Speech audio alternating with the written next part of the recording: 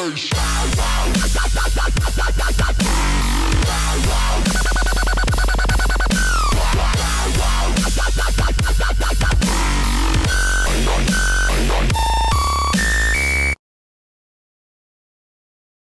The AGN would like to thank our sponsor, Wirecast.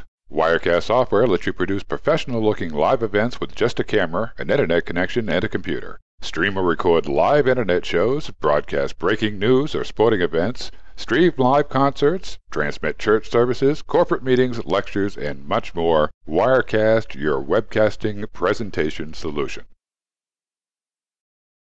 Welcome to Araxis Global Network, the premier voice of objective reporting, covering the events that affect your world, your life, and your PlanetSide 2 news and information. We cover what it means to be a PlanetSide 2 fan. You love the game, you will love the AGN. We are your #1 source of all things PlanetSide 2, featuring spot-on and up-to-date updates. Yes, we said up-to-date updates that will promise to whet your appetite for PlanetSide 2 news. Will you find cutting-edge information as well as breaking news screenshots on AGN?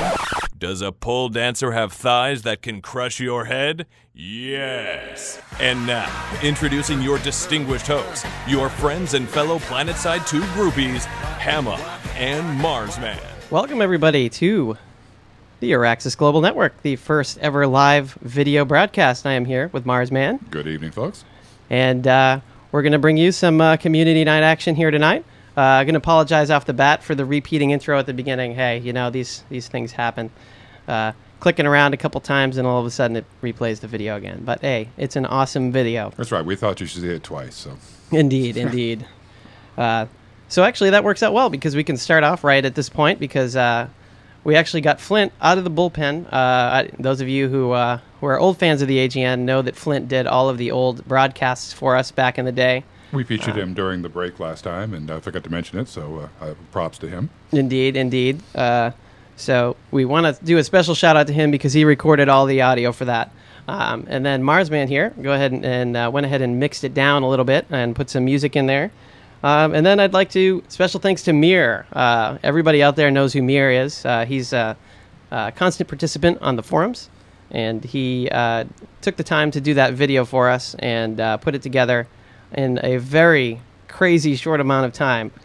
Nothing like I had ever expected to happen. And he did our sounder, too, their opening sounder that you saw. So He did both of those videos at the beginning. The Wirecast one, who is our sponsor, we did. You know, I think that shows because it's not very fancy. And then, of course, Manitou, we definitely like to thank him. He actually wrote the script for the starting of that. So he wrote the script that Flint read. So it was a total community and team effort to put everything together for the intro of this. You got to see it somewhat twice for the very first broadcast, which is pretty cool, I think, even though it was a mistake. All right, so let's go ahead and go around the room here a little bit, or so to speak, and in the remote locations as well, and talk about who we have here on the show tonight. Obviously, over to my left. Is he on your left? Either way. We've got Marsman here with us, and everybody knows Marsman. Hey, good evening, folks, and welcome to the Araxis Global Network. It's an absolute pleasure. Kind of an historic show. Hammer and I have usually never done the cast in the same location. Only once have we done that. That was at the PSUMA event. Never done video live like this, except for that one time. So it is an honor and a privilege to be here in the same room doing a live cast. So a monumental day for AGN. Indeed it is. And, of course, I'm Hammer. I didn't put up my thing at the beginning, but that is who I am, in case you didn't know that. We also have Jenny Boo here, and most of you guys out there on the forums know who Jenny Boo is as well. Hamma's wife. Mrs. Admin? Yes. Mrs. Admin, indeed. I'm pretty quiet on the forums, but hi, everybody. And we also have coming to us from a live remote location, an undisclosed location. We have Manitou here with us. We've had Manitou on the show quite a few times before, but we have him via video this time around. Manny?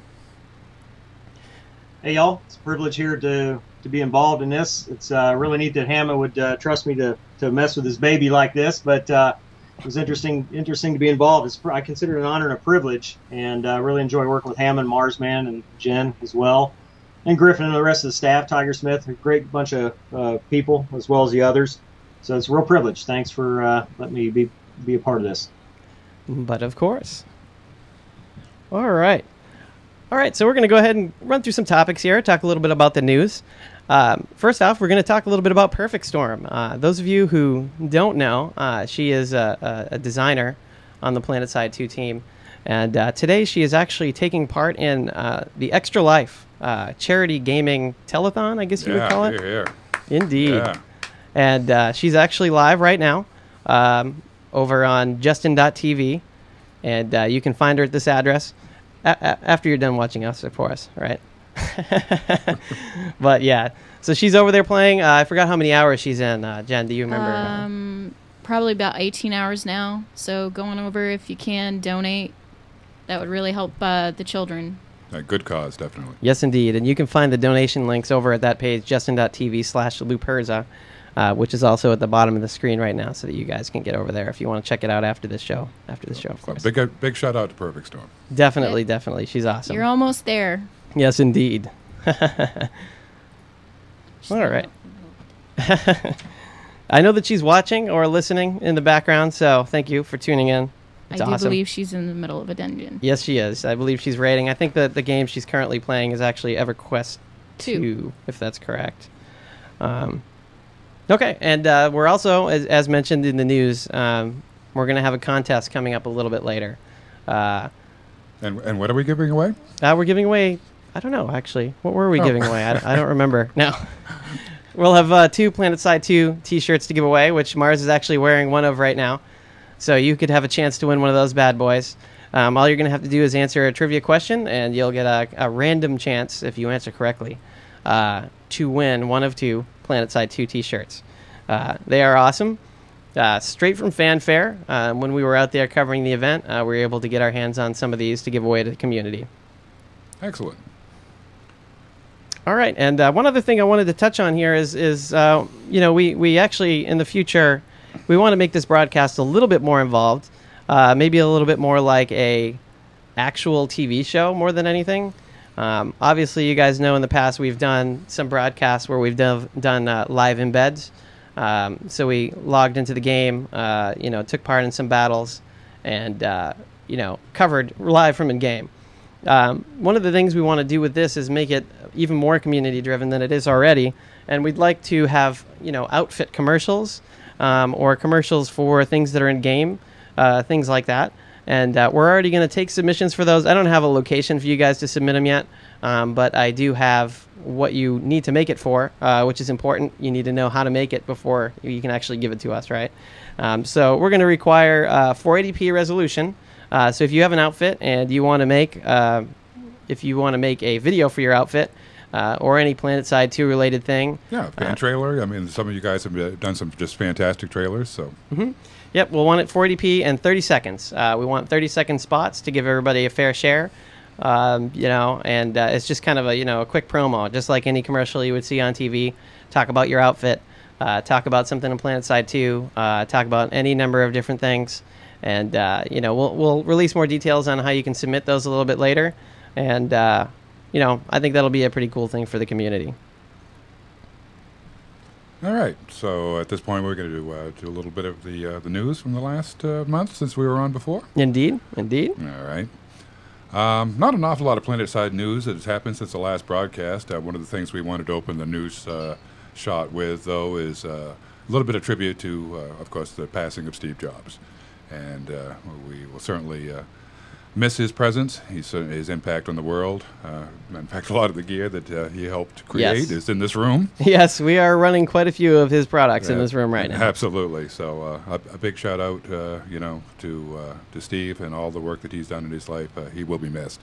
And another person of noteworthy interest that has also passed away, certainly less of a public figure, but this man is Dennis Ritchie, and though he is not well known by name or by face, everybody has certainly been impacted by his life. This gentleman was really the father of Linux and the inventor of C++, or C+, I should say, which is really the foundation of a lot of the programming languages, the operating systems, many of the programs that we run today. And he passed as well, and had a great influence on our lives and technology, so we wanted to make note of him as well. Indeed, yes. I'm sure we wouldn't be doing a lot of the things we're doing right now with all this software without him either. So both of those guys are just as important, even though you don't know about the other one quite as much. All right, so we're going to go ahead and bump right into the PlanetSide news and talk about, a little bit about some of the things that have happened since the last time we did one of these broadcasts, which was in September. Don't remember the exact date, but it was September that we did our last show. So we had the PlanetSide 2 team has been doing theme weeks, and those weeks have obviously had a different theme every week. And one of the first ones was the art themed week, where we had kind of a little bit of an intro from T-Ray, and he actually talked about quite a few interesting things, and we got some new screenshots or kind of, I don't know if they're really screenshots or not. I guess they're probably more of renderings than anything, I would assume. But we were able to see the actual the mosquito in its kind of final form. We had seen it before. Actually, we should have brought up a comparison shot. I didn't even think of that. Yeah, we could have done that, yeah. But either way, so we were able to see the mosquito, which we learned is now Empire-specific to TR, which is something that we had no idea was going to happen, although some people in the forums had guessed. And there were some good guesses out there, actually. Which is going to be one of our topics tonight, too, so we'll talk about that later. Yes, indeed. We also got to see the Liberator, which we hadn't seen yet. And that was, it's pretty crazy looking compared to the way it looked before. But that is actually, I believe, Common Pool, I think they confirmed. So I would assume it's going to, well, obviously, it's going to change colors depending on who's using it, right? So we were able to kind of catch a shot of that. And we also saw the Mag Rider and kind of the new stylings of the VS, which is kind of cool, a little bit different. And, he talked about how each Empire, TR was a little bit more about circles and spheres and things like that. And then the VS were a little bit more about triangles, I believe, and edges or angles along that line. A little stealthier look. Yeah, it is definitely a little stealthier than it used to look. I think it's pretty cool. I like the way it looks. More of an alien look to it. Yes. Yes, yeah. Certainly has that futuristic look. Yes. Right. Alrighty. So I'm going to go ahead and bump it over to Marsman, who has the next topic, who I just totally surprised by telling that he had the next topic. Okay. Thank you, Hammer. Live TV, folks. Absolutely, that's right. It just wouldn't be AGN without that. So the next thing, we had the September Intel debrief email, and had a few more screenshots for us to devour. This one here is showing obviously a TR weapon. Certainly is interesting. A little bit of a look at the base of the background. And we also have a shot of the NC, and get a chance to look at some of their weapons. And again, another shot of that base there. Also in the background, a little bit of the scenery. Certainly some screenshots we hadn't seen before. And I think we had like one more in there. Yes, this one certainly caused a lot of controversy and interest. People speculating on the size of the base. It looks like there was a person standing in the background there, and everybody was trying to figure out if that was a person underneath that left soldier there in front of the shield wall. And if it is, it certainly speaks to the size and scale of that base. A lot of people in the forums took time to zoom in on that and blow that up and take a good look at that. So that was certainly is something very interesting for us to look at and consume as well. So nice to see some more of these screenshots, and it certainly gives us a lot of topic for conversation. Yeah, I mean, that was the first time we actually saw any shots of the base that I recall. I think we actually saw some screenshots of the base in that PC Gamer article, but they were so small it was almost hard to tell what was going on. Right, really not a lot of detail there. So right. Yeah. Alrighty. And we're going to jump into our next kind of news. Well, actually, I'm going to kind of flip it up a little bit and give you guys out there an idea of what the heck we have going on here. This is pretty crazy. We've spent a fair amount of time on the orders of many, many hours getting all this stuff configured and ready to go. And we actually used my inspiration for this, and it was a podcast or a live video cast called Geek Gamer TV, which I hadn't seen before. And I had absolutely no intention of putting my mug on live video. Yes, I want you to know he was pretty adamant about that. So I was very adamant about not putting my mug on live TV or live streaming video, whatever. And I had to say I was pretty much in agreement with that. Yeah, I was like, let's do an audio cast, and of course the last time we did the video, and we did the animated characters in the desk, and then we kind of kept to that same format, but it kind of whet our appetites as to what could be done. Right, exactly. And once we saw what could be done and how we could do it, we started kind of rattling some cages and getting some sponsorships, and and Marsman recently moved nearby. He did not live anywhere near us, so kind of everything came together to make this work. And I think we've got a pretty good product, when it comes out in the end. But just to give you an idea, we have quite a crazy setup here, and we have everything running in through an audio board. For those technical folks out there who are curious, all the audio is done through an audio board. And we have some pretty crazy things going on here. We've got multiple inputs from multiple systems. I think what were we saying? We've got about 6 computers here making all this work. So three live cameras here, the overview camera that you're looking at now, and a whole multitude of computers, both Apple and PC. Yep, we got pretty much the whole range of things. The only thing we don't have running in this room is Linux. I'm sure we could find a way to make that happen, but so we could probably add that in later on. Might as well. Let's just run a system with some Linux on it, and then we'll be good to go. All right, I'm going to bump into the next story here, which is actually going to lead into our first topic. PlanetSide's story, or PlanetSide 2's theme of the week this week was the storyline. And they announced that they had hired a gentleman named Marv Wolfman, which is pretty much the perfect name for somebody who writes comic books, which is what he does. And he went through and wrote the first 3 chapters, which we got to see this week, and talked a little bit about the history behind the VS, the NC, and the TR. The story's a little bit different than it was in the past, but there are some similarities as well, so it's not totally different. But that kind of brings us into our live discussion, and the folks that we have live here via audio, you're not going to be able to see everybody. You'll be able to see us, Jen, and Manny, but you will not be able to see the folks who are going to be on through the community night. Maybe next time. We'll see if we can make that work. Right now, though, the complexity, I should say, of what we have going on here is already pretty high, so we didn't want to go too crazy with it. Yes, we didn't want to make his head explode completely. It's enough of a challenge to actually do all this stuff. So we're going to bring them in via TeamSpeak, but we will bring up the TeamSpeak window so that you could actually see who's talking, as we did in the last show, which was a very big hit with everybody. So we'll go ahead and introduce some of them. Hema's going to get them into the channel, and we'll get them fired up. I'll let Hema get the first couple of people in here before we go ahead and introduce them, and let them have a chance to say hello to you as well. Give him just a second and get a few people squared away, so we're all set. Okay, so first up on the list is Basti. And Basti, are you there?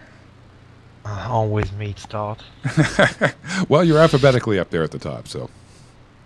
Yes, you get to be first. Well, yeah, I'm Basti, member of GOTR, Vanu Corp, and sometimes AT. A true member to the Vanu. Always have been, always will been. Around in PlanetSide for many, many years, 2004 or something. And yeah, being my 3rd time on the AGN now. All right. Thank you very much, Basti. Welcome up again. And next up we have on the list here is Slideshow. And is Slideshow there? Slideshow, you there? You home? He's shy.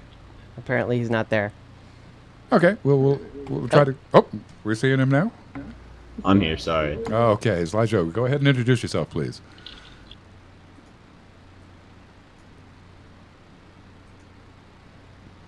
Not going to introduce yourself to us? Sorry.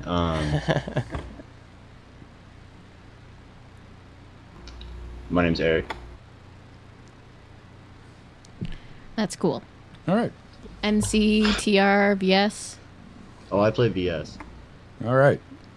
Welcome to the AGN. All right, next up we have a Robo CPF, excuse me.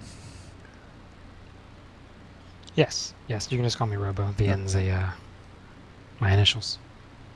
Okay, Robo. Cool. And who do you usually play, Robo? Robo CPF1 is my main character. It's on VS. I am the outfit leader of Ghost of the Revolution. All right. VS well represented tonight. Yay! And next up we have Grey Wolves.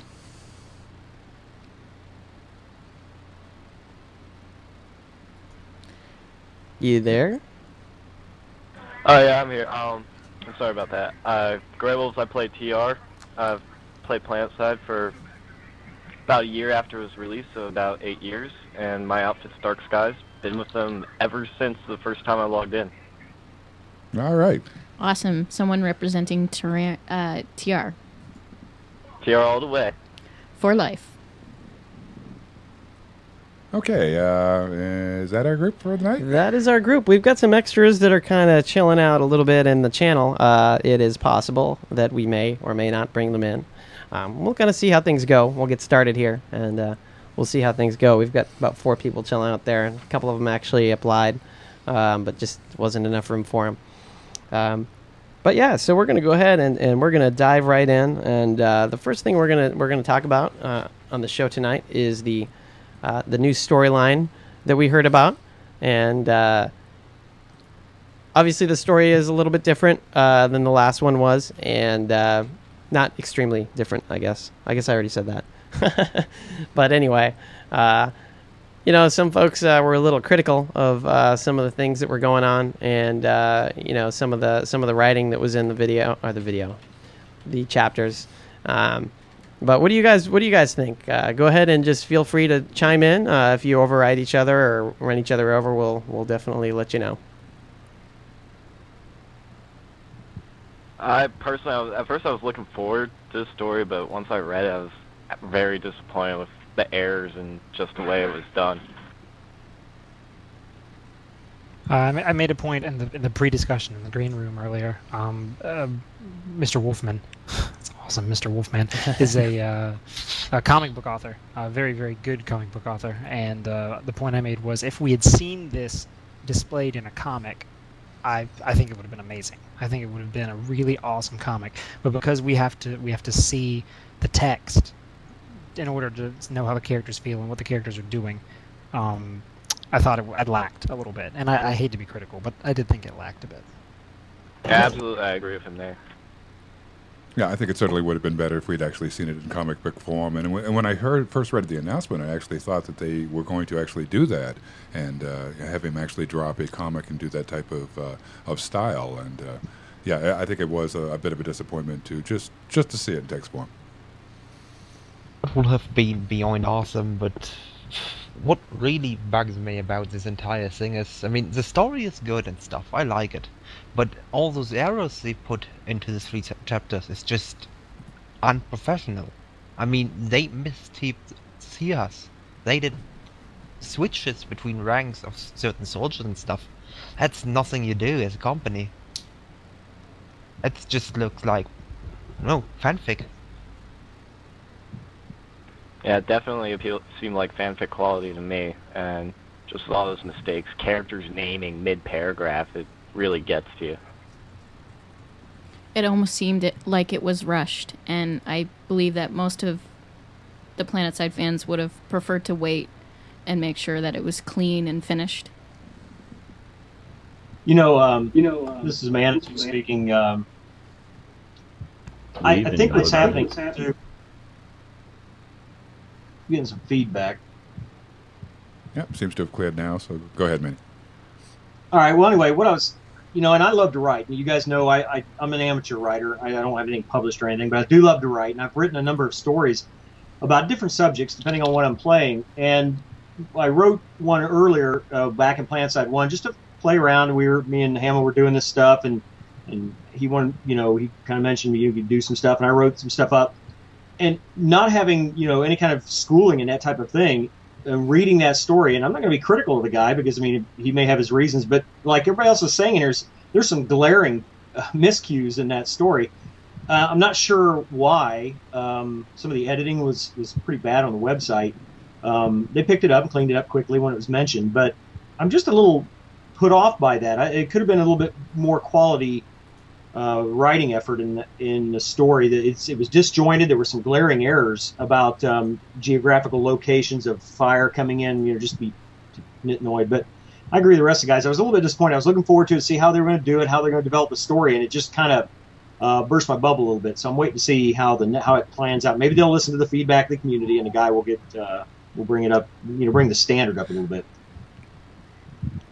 There was also talk in the green room earlier of maybe that's the rough draft, or maybe he was rushed. Maybe they didn't tell him, hey, we need this week. Maybe they just said, we'd like some backstory. And he wrote some, and he's like, so when do you guys need this? Oh, tomorrow. Maybe it was just the submitted info that he gave to get the job. It's the other way around. They hired him. He didn't, go, hey, hire me.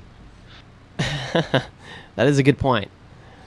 Yeah, I mean, I was a little put off by the kind of the errors and things that were going on in it. I mean, I thought it was, in the end, it's an FPS, right? So what we're hearing is not going to have a whole lot of bearing on what we're doing when we start shooting at each other for no reason at all. So, I mean, it's cool. It's interesting. I don't know if there needed to be a whole lot of time and money spent on the storyline itself. I hate that argument on the forums that people often make. Oh, why did they spend the money on this, versus that? I hate that argument, but I find myself making it right now for some reason.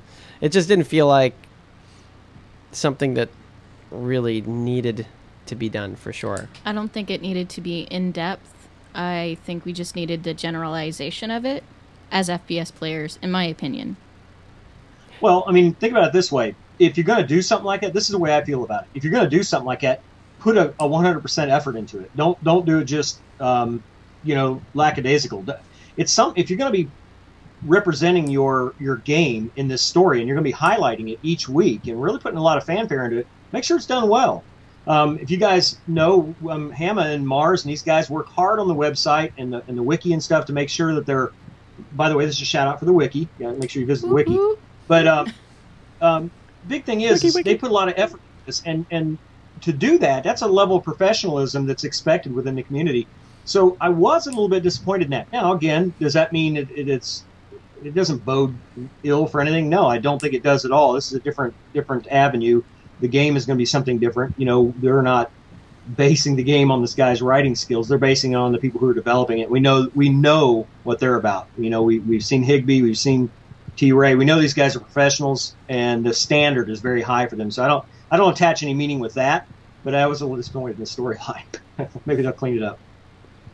Yeah, fortunately for everyone, the backstory of PlanetSide doesn't really affect our gameplay that much. No one's going to be like, the story sucks, I'm not going to play PlanetSide 2.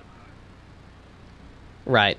Yeah, I mean, that's not going to happen. Because it's not like you're picking up quests, right? It's not like you're paying any attention to the storyline. You're just shooting people. When it boils down to it, that's really all you're doing is just shooting at people. I mean, but it might appeal to other players. Maybe an RPG player that's coming in and learning about an FPS. That'll appeal to that type of player and get them wanting to play it. So I agree with Manitou on that if you're going to do it, you don't do it half-assed. You do it all the way. I really enjoyed the Halo books. Story is important, especially in an MMO. And if the story is just not done right, you miss a lot of players that would otherwise be interested in this game. This is one of the posts I made on forums, was that whenever I go into a new MMO, I look at the story, the background story that they have for it, and specifically for RPGs, if it's a big wall of text and I don't get hooked by the first paragraph or anything, I just say that's it. I'm not going to play the game. I'm not going to look into it anymore unless I got friends into it that recommend me to play it. But with PlanetSide, I was very disappointed in what happened, especially after being excited and seeing the storyline, because I was just talking to a friend about how story in PlanetSide 1 was not that great. It was like pretty minimal. And I was like, oh, they got a real professional working on PlanetSide 2 story, Marv Wolfman. And I go up there and start reading it, and I'm just like, wow. Like, I honestly feel like I could have written it at a better, higher standard than that. And one of the things that we might want to consider too is that Mr. Wolfman obviously is probably not a PlanetSide player. Maybe he is. To the best of my knowledge, he was brought into this and introduced to the game, and probably just had a quick synopsis of the original backstory, shoved underneath him and said, "Here, go ahead and write this." So, I don't necessarily blame him as much. If there's anybody to be accountable, I think that the people that are aware of the story, aware of the spelling, aware of the name of the continents and things like that, should have probably taken another quick look at that to make sure that it was is accurate. Because this PlanetSide community is ruthless. They know the details. They know exactly what's what. You guys take screenshots and you break them down. You scrutinize them. You guys know your game. And the community's chomping at the bit for more information. So that could be very well what they were alluding to him to rush. And you can't rush good writing. You really can't. Right. Well, okay, now, based on what Jen said there, then don't put it out there yet. Give the guy some information. Let him build on the story. Let him learn, because we don't. A lot of us have played this game for a long time. We're very familiar with it. We're looking for some kind of lore, and lore is important in a game. Now, again, I'm not going to say it's going to affect the gameplay itself, but it does fill in some backstory, and some of us do like the lore that goes with the game. So push that back a little bit. Don't rush to have somebody throw something out there that's substandard. And again, we'll give them time. And again, it doesn't affect how I feel about the game because I know who's actually developing the game. So maybe this is just a false start. We'll let them get rolling with it. And maybe it'll improve as it goes along, especially if they hear some of the feedback coming from the community. Because we look forward to this. We want to hear this. We want to catch the lore of the game. We want to get involved in it, make it immersive. And that's what the lore kind of does with it. And as you've seen in other MMOs. Right. And we know that they will be listening and watching this. So they will get our feedback. I've got a quick question for the room. Do you, all of you are probably pretty much established players. You have your faction, you have your favorites. How much do you think this story is going to affect new players as far as which faction they're going to play? Do you think it's going to have any influence at all? None whatsoever?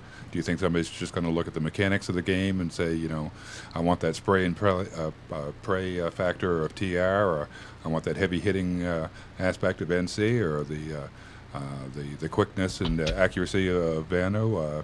Do you think the lore is going to affect them, or do you think the gameplay will? It depends on a lot of stuff. I mean, if you have some friend playing the game already, you will join up with him, whatever he plays. And even if he plays bunnies. So, the rest of it, I mean, the lore isn't really affecting much people in choosing the faction. Only those who really go and read it.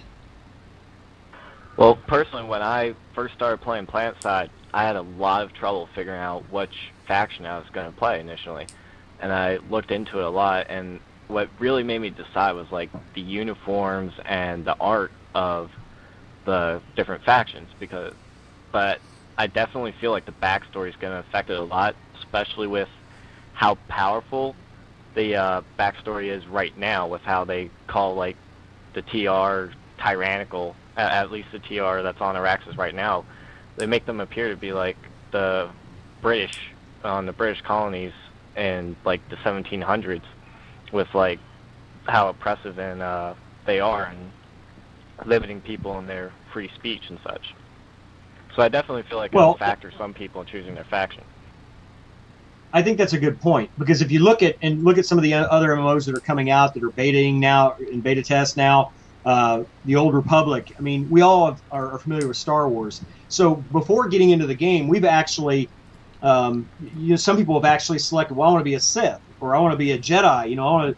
And people have picked it up based on the lore of the game. So that's a good point, Mars. I think that it may affect some of the new players. Obviously, those of us who are vested in one empire or the other, that may not be as but it could affect recruiting. Because I mean, let's say we're recruiting for TR, and somebody said, well, I read this story And I kind of like that jackhammer thing. You know, that looks pretty cool. And maybe that thing could be something I would enjoy playing with. So they may not apply to join a Terran Republic outfit versus, say, a new conglomerate. So I think the lore will affect maybe new players, not necessarily those who are established. But then also, too, it could affect, if it's written well enough, those who are in outfits that haven't decided yet. I mean, I wouldn't say that we're decided pretty much to go Terran Republic, but if there's those outfits that are on the edge, you're saying, maybe we could make try something new, and the lore looks like it, could be pretty exciting for a new conglomerate or Vanu.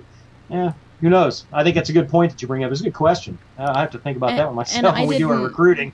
When I first came into the game, it was pretty much after it was almost done, after Core Combat came out, and I didn't know the story, and I read the story, and of course my clan was already Terran Republic, so that's what I went with. But once I read it, I kind of was like, I don't really know if I like this side. I could go with this side. But we've already established ourselves in that area, so I mean, it affects everybody differently, I think. I think personality has a lot to do with it. When I first started playing, I originally played in C. That's why my character's name is Robo CPF 1. The original Robo CPF was in C. I read the backstories. That first scene, the first menu you see when you start PlanetSide, the 3 revolving symbols of the 3 factions. You click them, and it tells you what their weapons are like and what their backstory is. That's what determined it for me. I saw the blue and the yellow new conglomerate. They said they're the rebels. I said, okay, sign me up. And years later, here I am on VS because I ended up liking the weapons better. But initially, it was the NC that I chose because of the aesthetics and the backstory. I think the lore is really important. I mean, if you look at like Halo and other games like that are like FPSs, they have great lore. Like,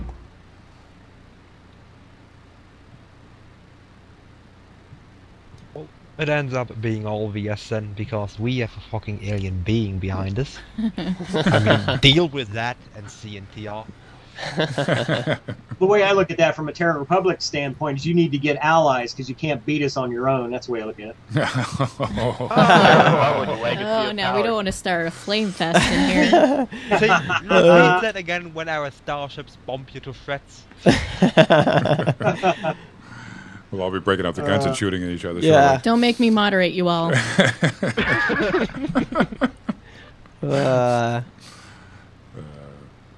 What will your Vanu god do when she stops you from talking in TeamSpeak? And on the forums. Appears behind. All right. I think unless anybody else has anything specific to bring up about that particular topic, I think we're going to go ahead and move on to the next one. Unless anybody has anything else. You guys good? I'll take the silence as no. Yes. Wait, I'll take the silence as yes. All right. So the next topic on the list is actually came out of one of the theme weeks as well. The Empire-specific air vehicles, which is something that's totally new for PlanetSide. We found out that the Reaver is NC, the Mosquito is TR, and the new and improved Dyson that is a totally new vehicle that we've never heard of before is VS. Let the jokes ensue, of course. I don't know whose idea it was to make it the Dyson. They should probably rename that. I would suggest to them that they rename that because it's going to be the butt of every joke from now until the end of PlanetSide 2. Going to be? Yeah, going to be. It already is. Has already started to be, for sure. If it's not a small agile aircraft that can shoot vortexes into the air, I'm going to be disappointed. If it is, they keep it called the Dyson. Keep it called the Dyson. It sucks in tears of TR and NC. Because they will cry whenever they see it. I'm very curious to see what it's going to look like, just based off of what we've seen so far of the VS, the vehicles, and some of the armors. We've got a hint of that Mag Rider, so if it's anything along that styling, it should be a pretty interesting aircraft. Not to mention the Max itself. Yes, and the Max. I mean, that's just blew my mind. It was amazing. Yeah, I mean, the Max. Yes, Max looks awesome. Yeah. Doesn't it? Yeah. It's sexy. T-Ray would love you for that. Yeah, the Max is very cool looking, I will admit, and the Mac Rider is really cool looking too. So I'm very curious to see what the air vehicle is going to look like. I'm sure it's going to follow along those same lines. What does everybody think about the breaking up these into Empire specific? Does anybody have a problem with that or commented on that? Or I think it's great. I remember earlier in PlanetSide, a lot of people were like, "Oh, it would be cool to have Empire-specific aircraft and some more Empire-specific vehicles." So I think having Empire-specific aircraft coming up now is really cool and gives more variety into the gameplay. But instead of having like Reavers and Mosquitoes just covering the air fields like all the time, and now we get to have like some more Empire-specific stuff up there. Yeah, I think also too then it gives the ability to identify profiles. Usually in any kind of military, a lot of times we used to use flashcards and stuff to pick out different profiles of different vehicles, and that I depending on how that works out in game, how good the graphic is or whatever. I think that'll be a neat thing where you can identify the vehicle from a distance versus, well, I don't know what that's going to be, or you can't tell until it's right up on you and put its, weapon in your face. But I think that's a pretty cool idea, and I really like that. I like being Empire specific. That's a pretty good innovation for the game. Kind of excited me about that.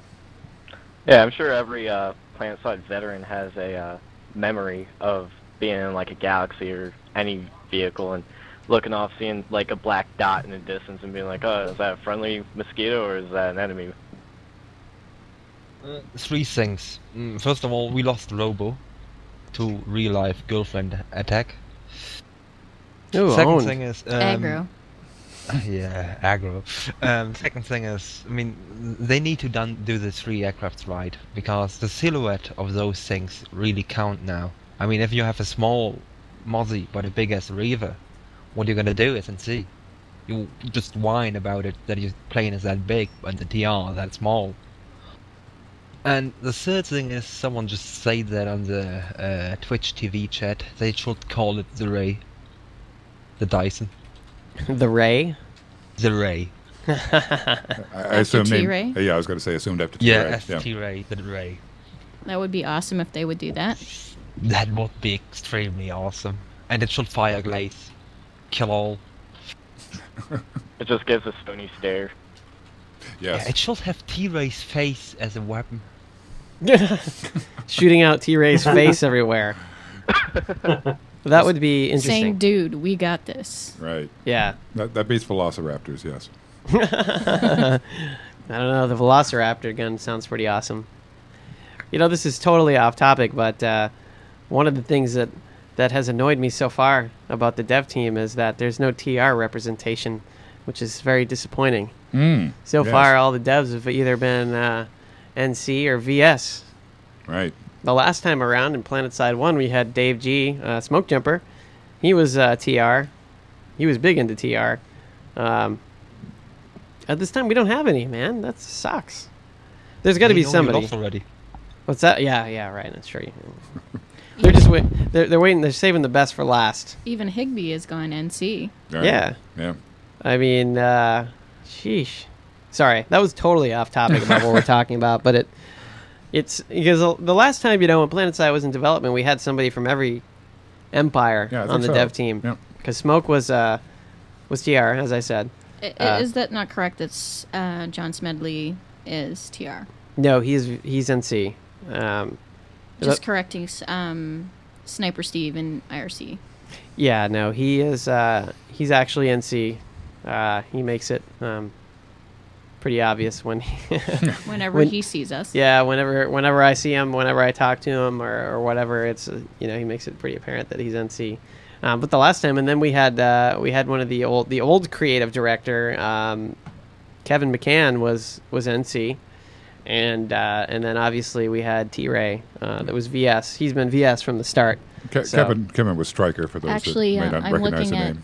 I'm actually looking at the I'm losing my.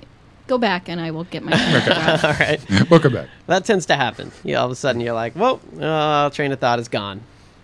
But yeah, the last time we had somebody from every empire right at the beginning, which is kind of cool. This time we don't have that. Okay, now I remember. Perfect Storm is saying in her live feed that the majority of the grunts that are working on PlanetSide are huge TR fans.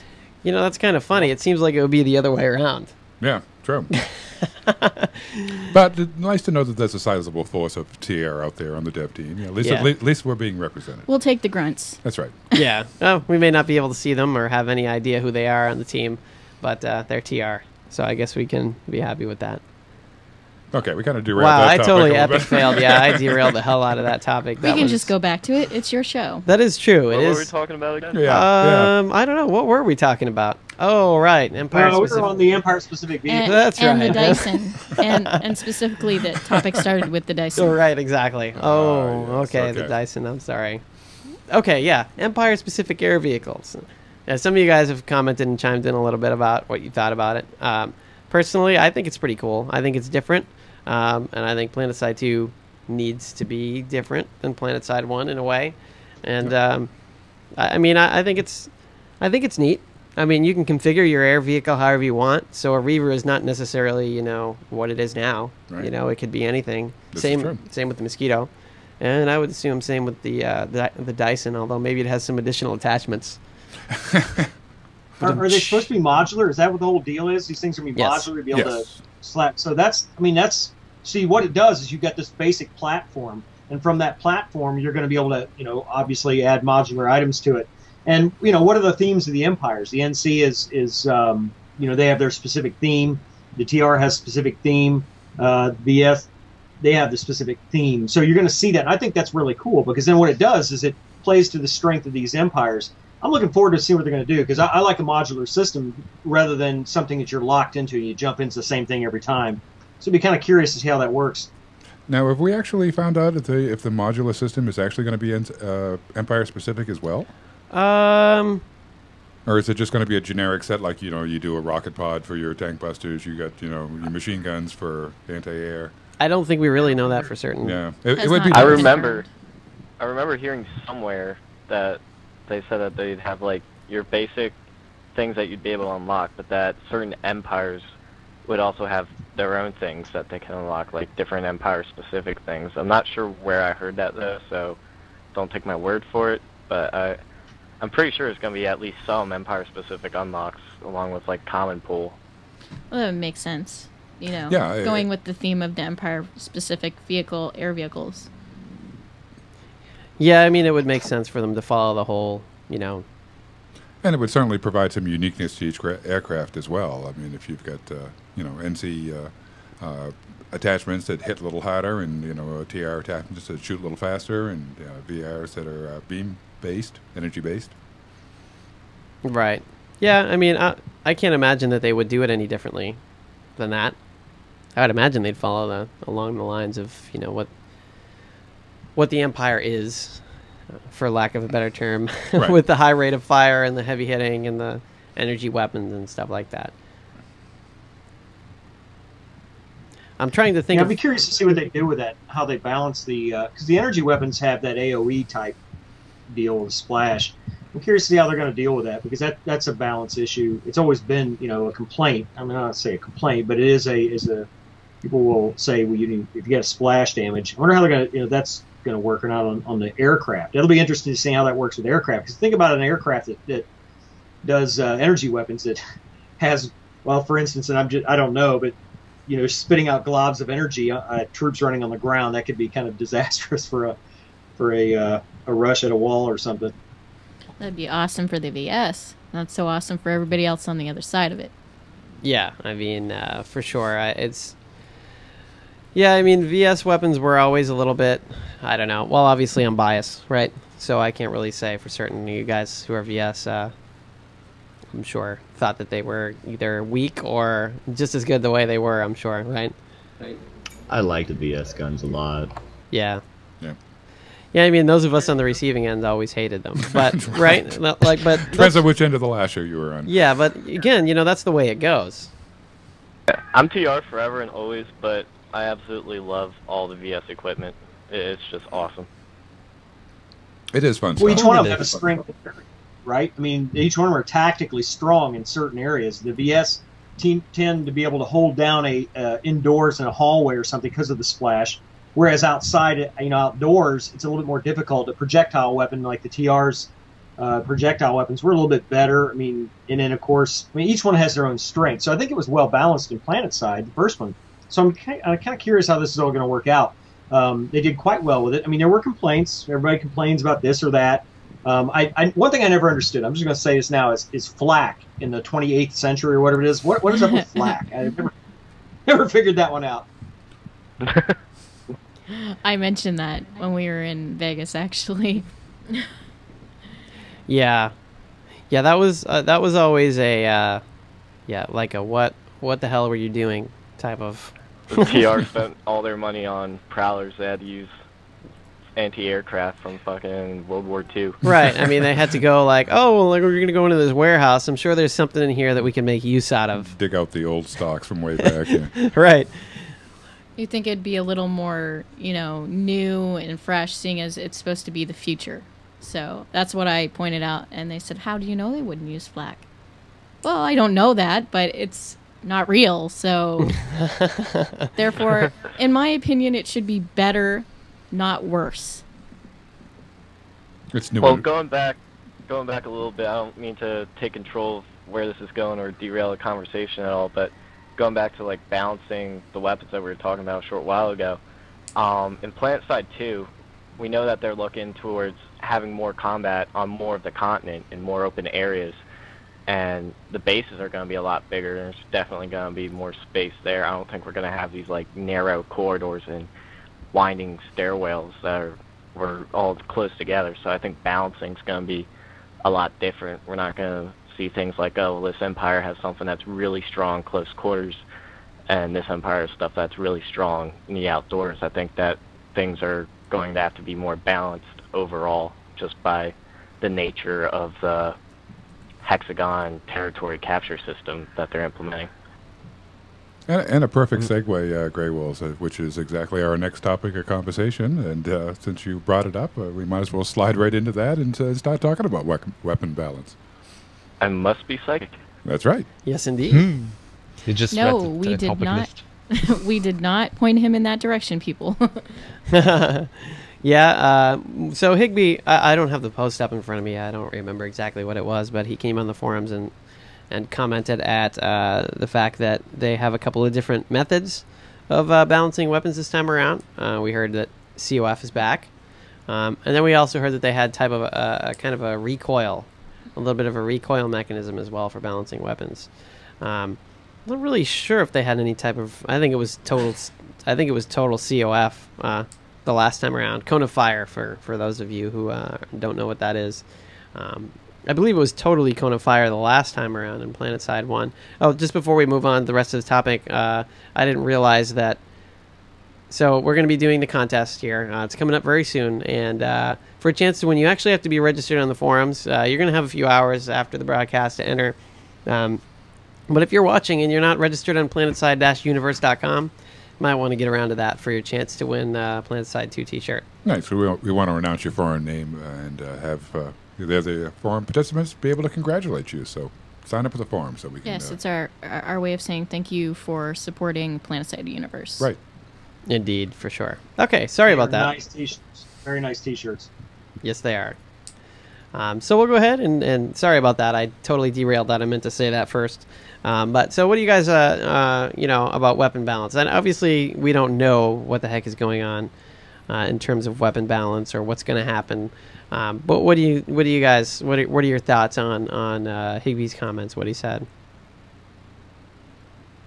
Well, I like that they introduced recoil to the guns, to medium assault guns, to actual rifles, and have this cone of fire mechanic to bigger guns like the MCG. It makes sense. Yeah, certainly But more realistic, yes. wait and see till beta how it plays out. I mean, they could completely screw it up. They could have it right in the first try. But the good But thing, I'm pretty sure they screw it up.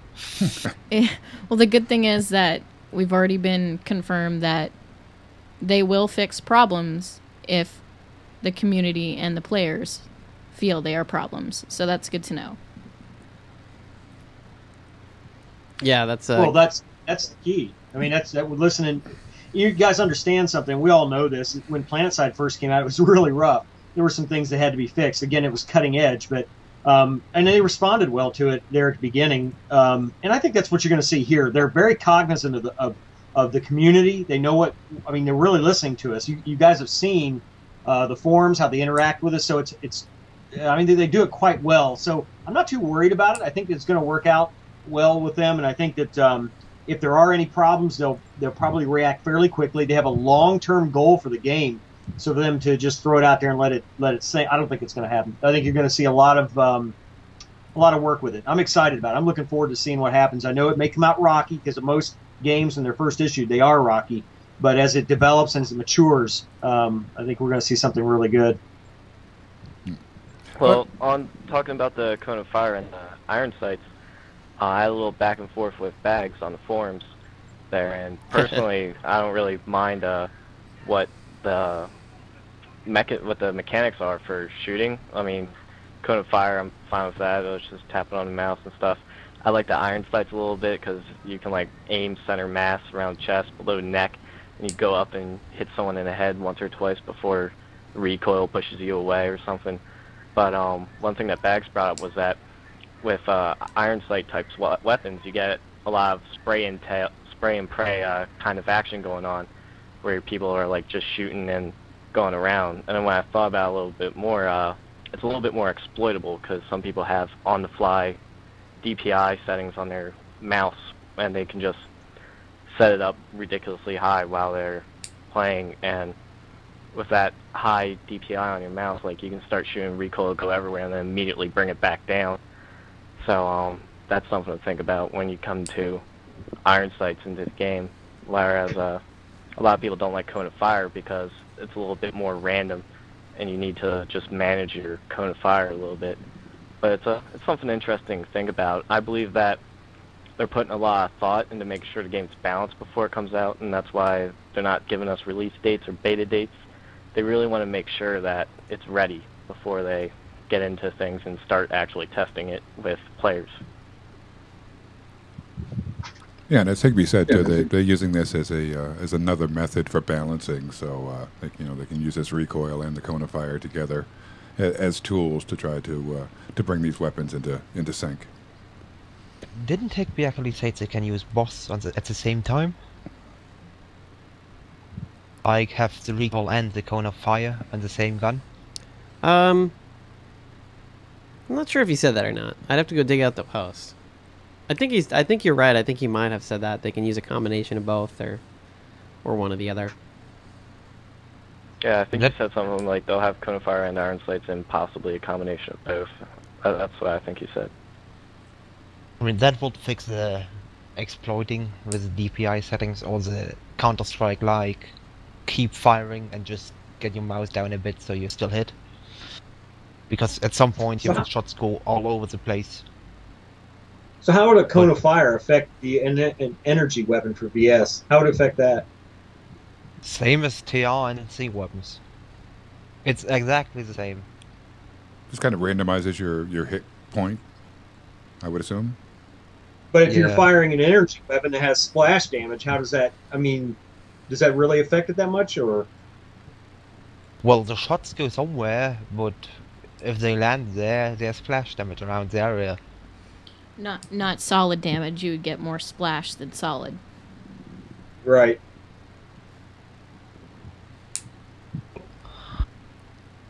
Pulling the lasher up here, before the lasher stopped being lasher and just started to be a direct fire crap gun years ago.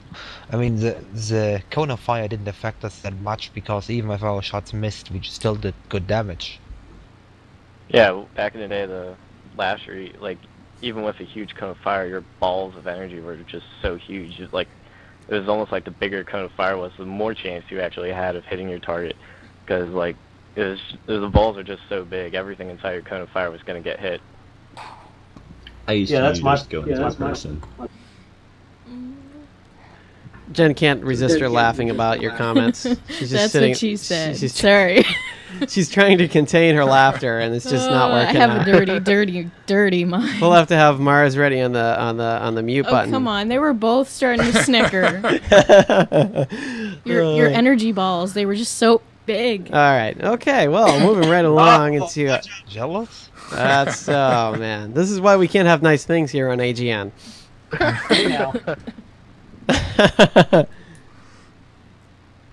Oh man. Shenanigans only went on at the rallies. So Yeah. be careful. I know, right? The shenanigans continue. With the wide variety of customization that they're talking about with all these side-ons, side grades, I guess is the word I'm trying to use. How many of you think that they're going to have an incredibly difficult time achieving a good weapon balance? I mean, we had a fixed amount of weapons before. Now it seems like there's going to be a tremendous amount of combinations and possibilities. Do you think that's going to give them a real challenge in trying to balance this out between the three empires? From all those betas I have been part in my time, from FPS games, MMOs, whatever, I know exactly that on day one everything breaks, no matter what they do. So expect day one of beta to be a giant rage and wine fest about the balance being broken, bugs and everything. I'd imagine that there's going to be a lot of work for them to do on balancing with all the possible combinations of weapons you can have. And beyond just like simple balancing of things, I think that they also have a challenge in making sure that everyone has their own unique play style that they can play, like that people can play how they want to play, instead of getting something like a build wars going on, or where people just have to have their weapon customized like this or else it's useless. And I think if that does happen, that would be a big problem in actually keeping PlanetSide fun, or PlanetSide 2 fun at least. I do think that's a good point, and an interesting, an interesting part of the topic is that, I mean, that totally changes the way things work, right? So balancing becomes even more difficult for the team to get things balanced. Everybody could have something. Everybody's weapon could be completely different from the one next to them, so they have to, like you said, they've got to find the middle ground, because I don't know if anybody played APB or not and saw the way that game played. All Points Bulletin, for those of you who don't know the acronym. There were a lot of weapons in that game that were just so OP that everybody used them. And the upgrades, the same upgrades, everybody was using the same upgrades because they were so overpowered. So you really had everybody running around with the exact same weapon. And then if you start, if you were new at the game and you came in and everybody's running around, plus 9,000 damage sniper rifle that kills you from, 25 miles away, and they only have to shoot like within 5 yards of you, that's a problem. It's a slippery slope balancing a game with so many upgrades like that. It's really, APB is really the first one that I can, I know that, what is it called? Global Agenda was out there, but I never played that, so I don't really know if it was the same. But APB was really the first game that I played that had FPS with all sorts of weapon upgrades and different weapon attachments and upgrades of that sort. So they have to be very careful in that regard. Global Agenda had the weapons upgrade, but it was like real RPG-esque with the weapons upgrade in Global Agenda. Like eventually it's just like I need to get like the purple gear, the purple this kind of gun. It wasn't really like customization. Well, I mean, if you think about, again, there's been a lot of comparisons with some of the Battlefield series, and everybody's freaking out about that. I don't think that's necessarily a bad thing, because obviously, remember that the Battlefield series are not on a massive scale. They may have big maps, like Battlefield 3 may have a big map, but look at the combination of weapons you have in this, and especially in Battlefield 3. If any of you were in the open beta, that wasn't a good representation, but still, the amount of different variations on the weapon add-ins was pretty interesting. I liked how they did that to that extent. I mean, different weapons would upgrade differently depending on what you're using, and it was just really an interesting way of doing it. Now, imagine that on a wider scale with PlanetSide 2. There's so many different combinations you can do in that. I'm sure there are going to be some that'll be stronger than others, and people may favor those a little bit more. But I honestly believe between the common pool and Empire specific, there's going to be a lot of selection. I think there'll be. Well, I think what they're striving for is that a team or a platoon or outfit will be able to incorporate different strengths within it. So I'm really looking forward to see how they'll handle that.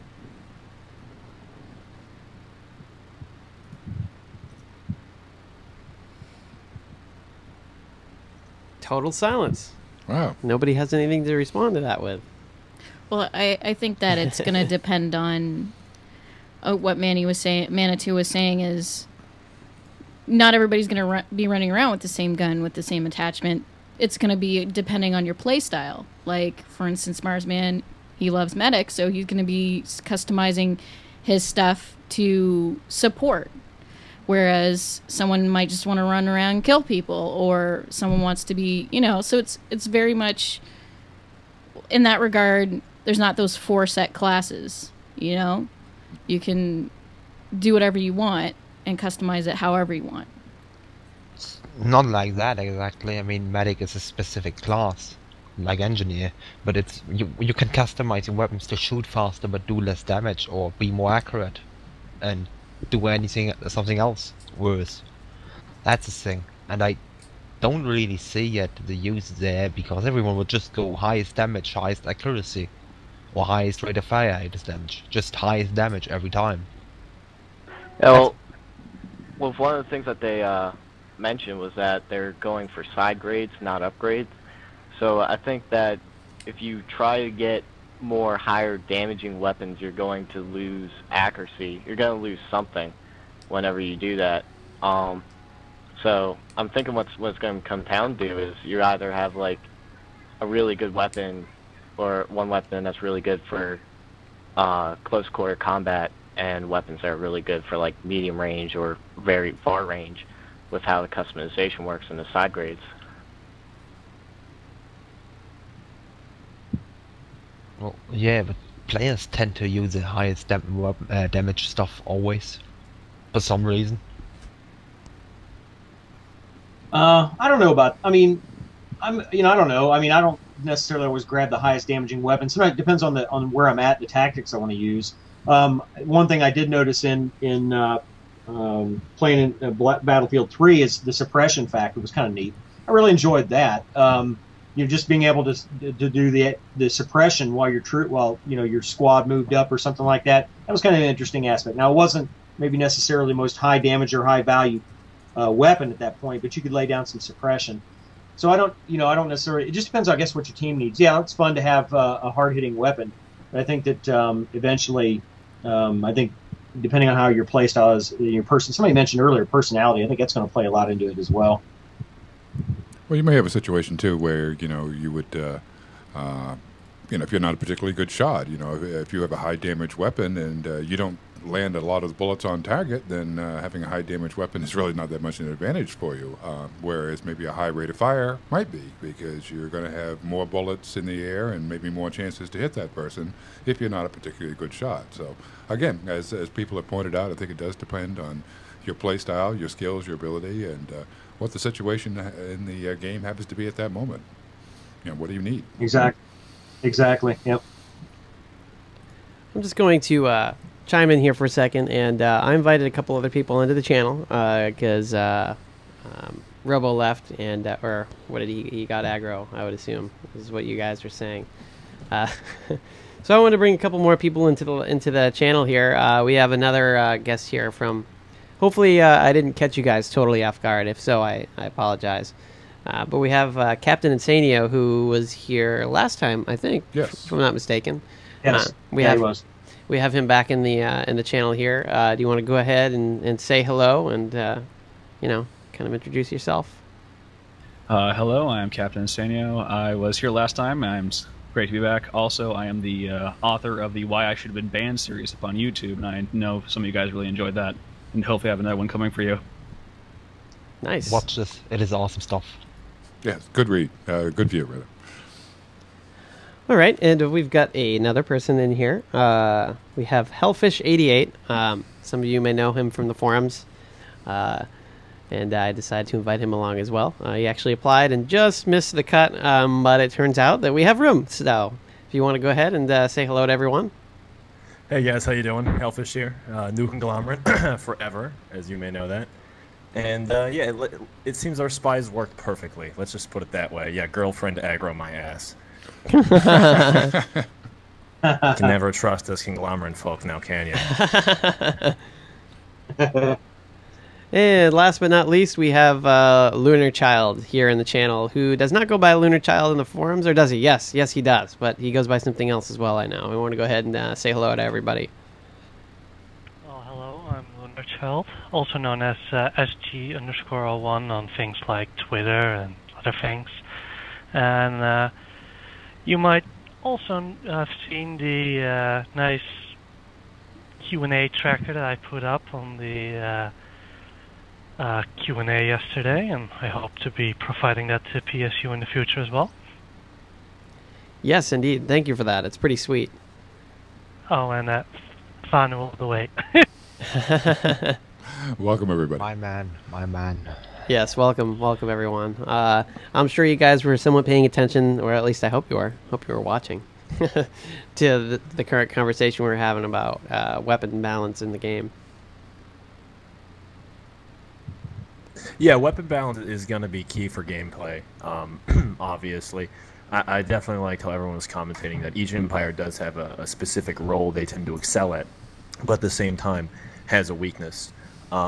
Surprisingly enough, I always considered the Vanu Sovereignty to have kind of an advantage outdoors. Maybe not with their AoE splash damage, but the Pulsar was it was a magnificent gun. Not quite a Gauss rifle, but the fact that the Vanu had the ability to interchange between AP ammunition and standard ammunition quicker than everybody else that used projectiles, I always found was a pretty good advantage when facing things like max units when you didn't have necessarily any missiles or explosives on you. Anybody else want to back me up on this? But I think the suppressor with AV bullets kills a max faster than the Pulsar with AV does. I know what I'm trying tonight. Well, what I do know is I personally am the sniper type, so I'll be when I'm indoors I'm pretty vulnerable because I don't have HA. So I really, when indoor, I really feel severely underpowered. But outdoor, I do excel a bit more.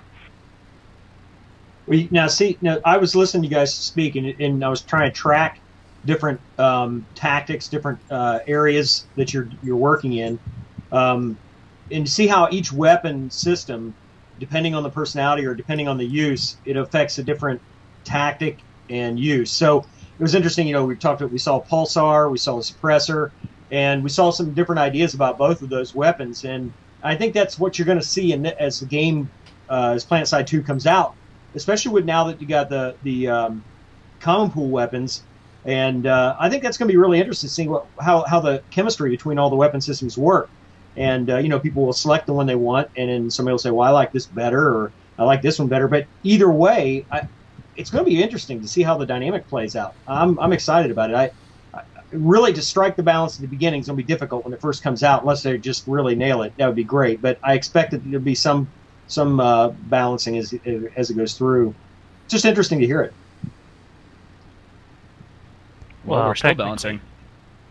Technically, that's also what beta is supposed to find out mostly and fix those issues. Well, that's the great thing about a game as broad and deep as PlanetSide is. We're going to have people that have differing opinions on weapons uses, on vehicle loadouts, on things like that.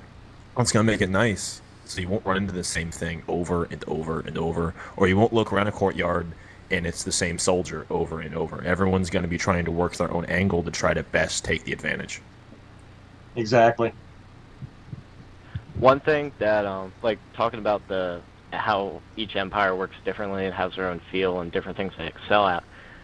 One thing that I hope doesn't happen is where they do stuff like, the NC are supposed to be like these hit-and-run guerrilla fighters. I mean, it's okay when you look at it from that perspective, but then you think about what they give them, like high-power stuff and things that are very efficient in this area, and then you put that into numbers and an organized outfit, and you get something very different, and then you get the TR, and they're like, oh, TR, organized military, power in numbers, and stuff like that. And on individual level, that kind of thing makes you less efficient at different stuff. And then when you add numbers, you're still not as efficient as, say, the NC numbers, where on the individual level they're more efficient, and I feel like it just multiplies in efficiency, whereas like you get a bunch of cyclers together, it doesn't really do anything. You get what I'm saying? I guess nobody does. Yeah. Well, I understand. I mean, the big. cycler is a good weapon. I mean, you could use it kind of as a suppressing weapon, but I love the cycler. Don't get me wrong. I don't feel like the empire should be any empire should be designed to be like strong on individual level, strong on number level. I think that everyone should be efficient on the individual level, and then just let it multiply naturally through outfits. Because I mean, like you can't really solo as TR as well as you can in other empires. That's just my opinion, and I just don't think it's good design to design something to be like strength in numbers, strength in individuals, stuff like that. Well, the problem with you don't want anybody shoehorned, basically. The problem with the individual is, you can say that we're better in numbers, but you also have to know how to play your character as well. I mean, if you're not efficient with some weapon, like the cycler, you need to learn how to use the cycler, right? Yeah, I mean... So, it goes, like, TR has some good things, NC has some great things, VS has some great things. We all have good things but we all need to learn how to use them efficiently as an individual to work as a group. Right. And I follow with what you're saying. You don't... I somewhat understand where you're going. I mean, the TR was always, rate of fire and putting lots of bullets down range, and, the NC were hard hitting. I follow what you're saying, and that they shouldn't really follow that, because it does make things even more challenging from their point of view to try and figure out balance, because right away you're already shoehorned into some specific, style of play. Yeah, play style for sure. So, I mean, I definitely do understand where you're going. And we really don't know if they're going that way this time. I mean, we do know that the same weapons are around, right? But we don't necessarily know if it's going to be the same as it was the last time around with, I think that general tendency is there, but it may not be so strictly adhered to as it was originally. It could be... Yeah, that's just... I think the keyword there is customization. Yes, yeah, and the customization really is a wild card in this whole thing. So yeah, you probably can still have your fast-firing MCG, but you probably can also have a higher damage, lower fire MCG. Right. In other words, you could take on an NC-type characteristic through a side grade. We also have to... Like, one thing I never hope happens is where, like, I go on forums and I say, like, oh, this is more powerful than our weapons, and someone goes, oh, no, you just need, like, 3 other people or something, and you'll be on par. And it's like, well, then what if you have 3 other people? Then it's like, how am I supposed to stand up with you if I'm out popped or anything like that? Hopefully that's where those side grades will come in. Right. Well, I think it's honestly, important. Honestly, that's where your tactics come in. That's a huge part of the whole game. Back even in the original PlanetSide, tactics played a large part in it, and communication between the troops played a large part in it. You could be outnumbered and still be able to hold on to an area for a long period of time. And remember, this game is a little bit different. The game is designed now a little bit different, because what they're going to do is they're going to make you want to defend an area. So again, remember, it used to be holding a tower didn't mean anything per se, other than maybe just bragging rights. Now it might mean something to hold on to that. So that's going to change the tactics a little bit. But I agree with you completely, because I don't want, I would hate to see one empire shoehorned into operating in a certain fashion, or make them function a certain way.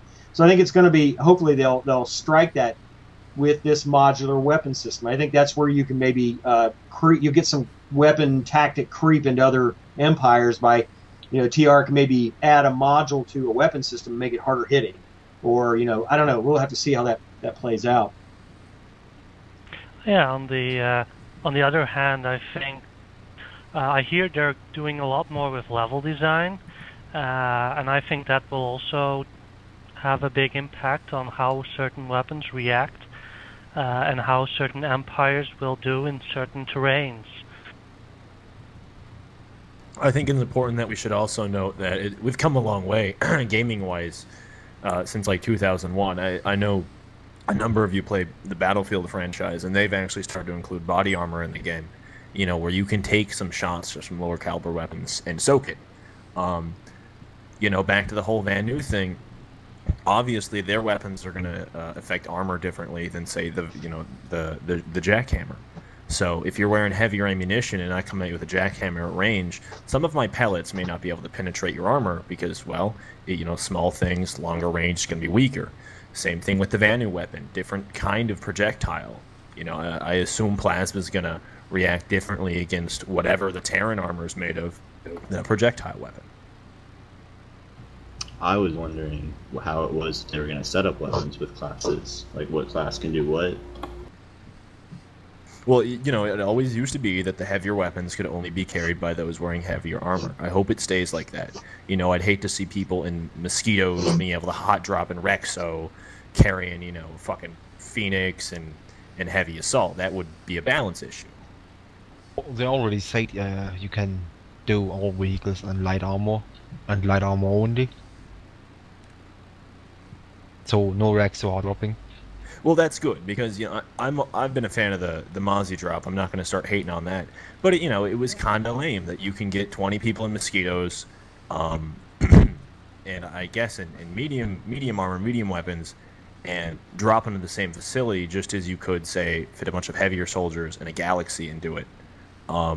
It just kind of broke the immersion factor. You don't see people in F-16s hot dropping over a target in full Kevlar. It just doesn't happen. It's the future, man. Everything is possible. And then there's going to be people that argue that it's a game and not reality. So, yeah. I mean that stuff is a little bit weird. What clearly changes is the heavy weapons hot dropping and agile.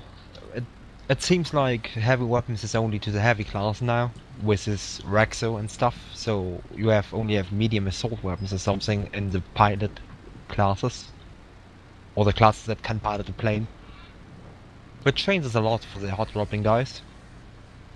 I think it's hard right now to talk about classes without making it like at least 90% speculation. I mean, we've heard things here and there, but as far as classes go, we've really heard very little. We know there's maxes, we know there's medics, and we know there's like light assault, jump jet people, but like beyond that, we don't really know much else. And their restrictions are very little known too. Is engineering going to be a class? Yes. And so are cloakers. So then we know also. Yeah, there's a lot of variables. There's a tremendous amount of variables that are going to come into this, and this is a lot of speculation. Of course, it's fun to do that, and each one of those things will affect any of the things we talk about here. But understand too that we're speculating, whereas they're you got these expert guys and they're developing the game, and they're probably having some of the similar conversations or talk. They're talking about some of the similar things we are, except they're not speculating. So with a well-rounded source of information being in the development crew or in the development community of that game, they're going to be talking these things. And then the second thing is with that is they hear what we're saying. They're listening to what we're saying, and that's exciting to me, because if they'll take part of what we say, they listen to what we're saying, the feedback that we give, and they're as interested in what we have to say, it's going to play into the game, and it's going to only develop the game a little bit better. I mean, they don't just take whatever we say and run with it. They'll actually probably vet it and listen to it, and then communicate that within the thing. And they already have an idea where they want to go. So all of these factors are going to play into that, and it's just going to be I think it's going to be very overwhelming when we get into this game. So I'm pretty excited about it. I look forward to seeing what they're going to do with all these weapon systems. Yeah, absolutely. Just the other day, someone was talking about the cloaking vehicles not making a return in PlanetSide 2, and talking about how much of an important factor it was for like cloaking characters, people that focus on playing a cloaker in the field. to have their cloaked ATV and have that trunk space available. And I believe Higby actually said that he'd bring it up with one of their designers about having a cloaked vehicle in the game. I also think it'd be ironic that we waited, what, half a decade for the Phantasm, and now it's going to be completely removed. Right. All right, I'm going to go ahead and again. jump in here and kind of break it up a little bit, move on to the next topic, and do our contest thing that I'm sure a lot of folks are waiting for. I'm going to ask you guys in the channel here who are here with us not to give the answer out over the air, because that would defeat the purpose of the whole contest. You just kind of lower your chances because we're going to do a random drawing. So if you give everybody the answer, then you just kind of ruined your odds. Yeah, exactly. So definitely don't give away the answer, even if you do know it, which you probably will. Save it, put it in an email. Yes, indeed. So anyway, our trivia question, basically the way this is going to work is that if you know the answer, you're going to email an email address with your answer and your forum name, and you'll be randomly chosen from the people who gave the correct answer, and basically you'll win a PlanetSide 2 t-shirt. If you hear back from us, you won, and you can pick your t-shirt size. But anyway, from that available. Yes. Right. We have a limited amount available, so if we do not have your size and you opt out, we will randomly draw someone else. Yes, indeed. So anyway, the question is, what was the continent removed in the bending? If you know the answer to that question, and this is a PlanetSide 1 question, so once again, what was the continent that was removed in the bending event in the game? If you know the answer to that, go ahead and email contest@planetside-universe.com with your answer, and you will have a chance to win a PlanetSide 2 t-shirt. Yep. Be sure to include your forum name so we can give you credit. And like I said, all those people in the forums can then, sing your praises if you win. Or hate you. Or hate you, yes. Yeah, or hate you. You never know. Could be either one of those things. But definitely, if you know the answer, be sure to email that address. Oh, and we didn't say what time. You have until, 3 a.m. tonight, Eastern Time, to enter. If you enter after that, you lose. Already mailed. Why won't y'all load? What if you're on I the was road? wondering if we decide whether we're going to accept bribes for this. I can't remember if we decided that. Yeah, I don't remember what we said about that. I wouldn't accept a bribe, but a donation to PlanetSide Universe might make me hit that number that is yours. The random number generator. It's always What was that number, Jen? Yeah. But definitely, guys, if you know the answer, email it off. And again, you have till 3 a.m. Eastern time to get that in. That's right. And you could win a PlanetSide t-shirt. Indeed you could. So good luck to everyone out there. You guys in the channel here, you also have a chance to win. So be sure to email the address, and you could win. Is the best. Getting in here before Tiger Smith means I've already won. Tiger Smith already has a PlanetSide 2 t-shirt, so. What? It's the perks of being staff, man. You help us out. You get swag occasionally. Yeah, it's Actually, I pretty have a question. advantageous. Can I have the t-shirt Mars is currently wearing? This one here? Yes. You want my shirt? Yes. You want that one Your specifically. manly voice soaked into the t-shirt on my skin. Oh, priceless. Oh my. Email, did I win yet? Awkward. I think he's getting a little red, people. Oh, and man. unfortunately, he only has one shirt. So What? You don't want mine? I'm not wearing it right now, but I did wear it. I mean, what the hell? Am I chopped liver now all of a sudden? My voice No, I isn't want cool enough. Marsman's shirt. Oh, man. my. All right, well. Hey, listen, shirts aside, I want that swanky ass hat. Yeah, you like that? Yeah. Oh yeah, I love your hat. Between the hat and the flag, I'm getting very jealous over here. Yeah. Gotta join the Dragon Wolves, man. That's right. That's how we roll. We've got all sorts of Yep. swag going on. I didn't wear my hat. Oh, we're a top-notch organization here. We even get to meet each year in Tennessee, so we have a good time. actually, I think Manny is actually wearing a Dragon Wolf T-shirt at the moment. Yes, he is. Yes, I. Yeah, let me model that for you. Oh, I think Oh. he's. Oh, very nice. Very nice. Yep. Well, then. There we Some of are. the games we've been involved in. You can check that out. And the backside. Don't mind the one on the bottom that says World of Warcraft. Yay! Yeah. Just ignore that. Pretend like you never, ever saw that. I know you guys here in the channel aren't going to see that until about 15 seconds till after we talk, but you will see it. I promise. It actually did happen. But anyway, yeah. Go ahead. I was going to say this would explain why the Terrans lose so much. They're obviously too busy getting shirts made up and designing awesome hats and all the like. So spending all our money on clothing, yeah. This is why you guys have to buy flak, is you spent all your money not on, heat-seeking missiles. You spent them on uniforms. And those goggles you love so much. Right. And now there's no money left. The battle islands, that's where our shirts are made. Yeah. Oh, Jen is flagging me down, as you're all seeing currently because we're on the wide shot. Hey everyone. That's how we do things here, is when everybody wants to get my attention, they just randomly wave their arms around and until I respond. I didn't want to make everyone's ears bleed. We were just going to go ahead here real quick and check in on Perfect Storm again, and she is still chugging away. She's talking up a storm there right now. She must be upset with whatever's going on in the game. But there she is. She's still playing. I don't know how many hours she is in now.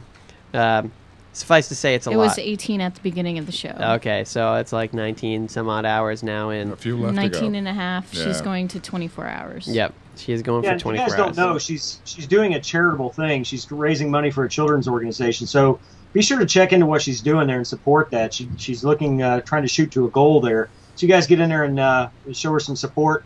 She's doing a good thing, and that's.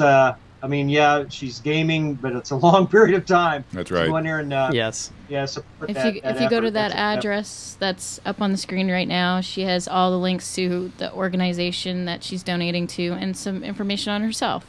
So I know she'd be very happy if everybody could even donate $5. So right. It's a great cause. Yes, and I think she is I think she's pretty close to her goal right now. I think her goal was $2,000. We'll have to pull that up on the. Last time I looked, she was at 1,300, I believe, yeah, and some change. So she could use a little help. So if anybody wants to help her out, head on over to the website, give her a hand. And that name there, at Perfect Storm, is her Twitter name. And Justin.tv/Loopers is where she is currently live broadcasting from. So you can pick that up after the show here is over. Of course, I always have to mention that because I'm bad. Something tells me she'll be hitting the Red Bull soon. Yes, I think she will be, because that is a long time to be gaming. Indeed. For sure. If she hasn't hit a Red Bull yet, I'd be very surprised. Yeah. She may. Yeah, earlier today she was saying that she was saving it for later when she started to crash. Right. So I'm sure she's nearing that crash point, if she has not already. And I just noticed somebody on IRC actually heard the Star Trek door opening noise. That's my phone. That's a notification. Actually, there it is again. Yeah. A perfectly on cue. That's right. It's actually a text message. Courtesy of iOS 5. Right there. New iOS 5. You can customize your alert sounds. That's exactly what that is. With this PlanetSide background. So, yeah, that's what that is. Yes. Anyway, I was receiving a text message. That's what that was. So, all right. Moving on. Yes, indeed. So, next up on the list is, we've got 2 more topics here left for the night, and about 30 minutes to go. So we don't want to go too crazy into these topics, although they are meaty ones. If we go over, we go over. It's our show. Yeah, that is true, but we don't want to go too crazy here and bore everybody to death on the first broadcast here. But anyway, so the next topic coming up on the list is kill cams, which was a interesting little tidbit that I can't remember where it was confirmed. It doesn't really matter where it was confirmed, but in the forum somewhere, wasn't it? Yeah, I believe it was. But Higby confirmed that there was going to be some form of kill cam mechanic in the game. If you're not familiar with kill cams, I'm sure you are. But if you're not, basically when you die, a camera shows the location of who just killed you, and you get a chance to see where they are, or where they were hiding, or whatever. And so that mechanic is pretty common in your typical FPS like Battlefield, something along those lines, Call of Duty or something like that. But it was not something that was in PlanetSide, and I don't know. I'm a little, I don't know. I'm on the fence about it. I don't really like the idea of that, but I'm curious. How do you guys feel about it? Hey, Ham, let me ask you a quick question sure. before we get started on this hot potato topic. Was everybody in here when you played the intro? Because everybody get the opportunity to see it. Are you going to play some of the intros again, or are you going to play any of those? Just curious. I know this is off topic, but yeah, no, it'll be so. We're recording this right now, and the plan is to put it on YouTube if the video recorded okay. So people will be able to see it on YouTube probably tomorrow. Good. Okay. And Twitch TV maintains a copy of the broadcast as well on their site. Yes. So you'll be able to see it in a Okay, couple back of on different places. top. Sorry about that. Kill cams. Kill cams. What does everybody think? I'm hunting down the Higby post right now to see what he said on the forums. But personally, the way I feel about kill cams, the way I'm sure most people think of them in the Call of Duty sense, where it shows that guy running and shows him killing you, I really don't like that, especially on the scale of PlanetSide 2 and the wide area. I mean, it's annoying to like watch yourself die again. And I know some of my friends are really into like Call of Duty. I watch them play sometimes, and they just skip it.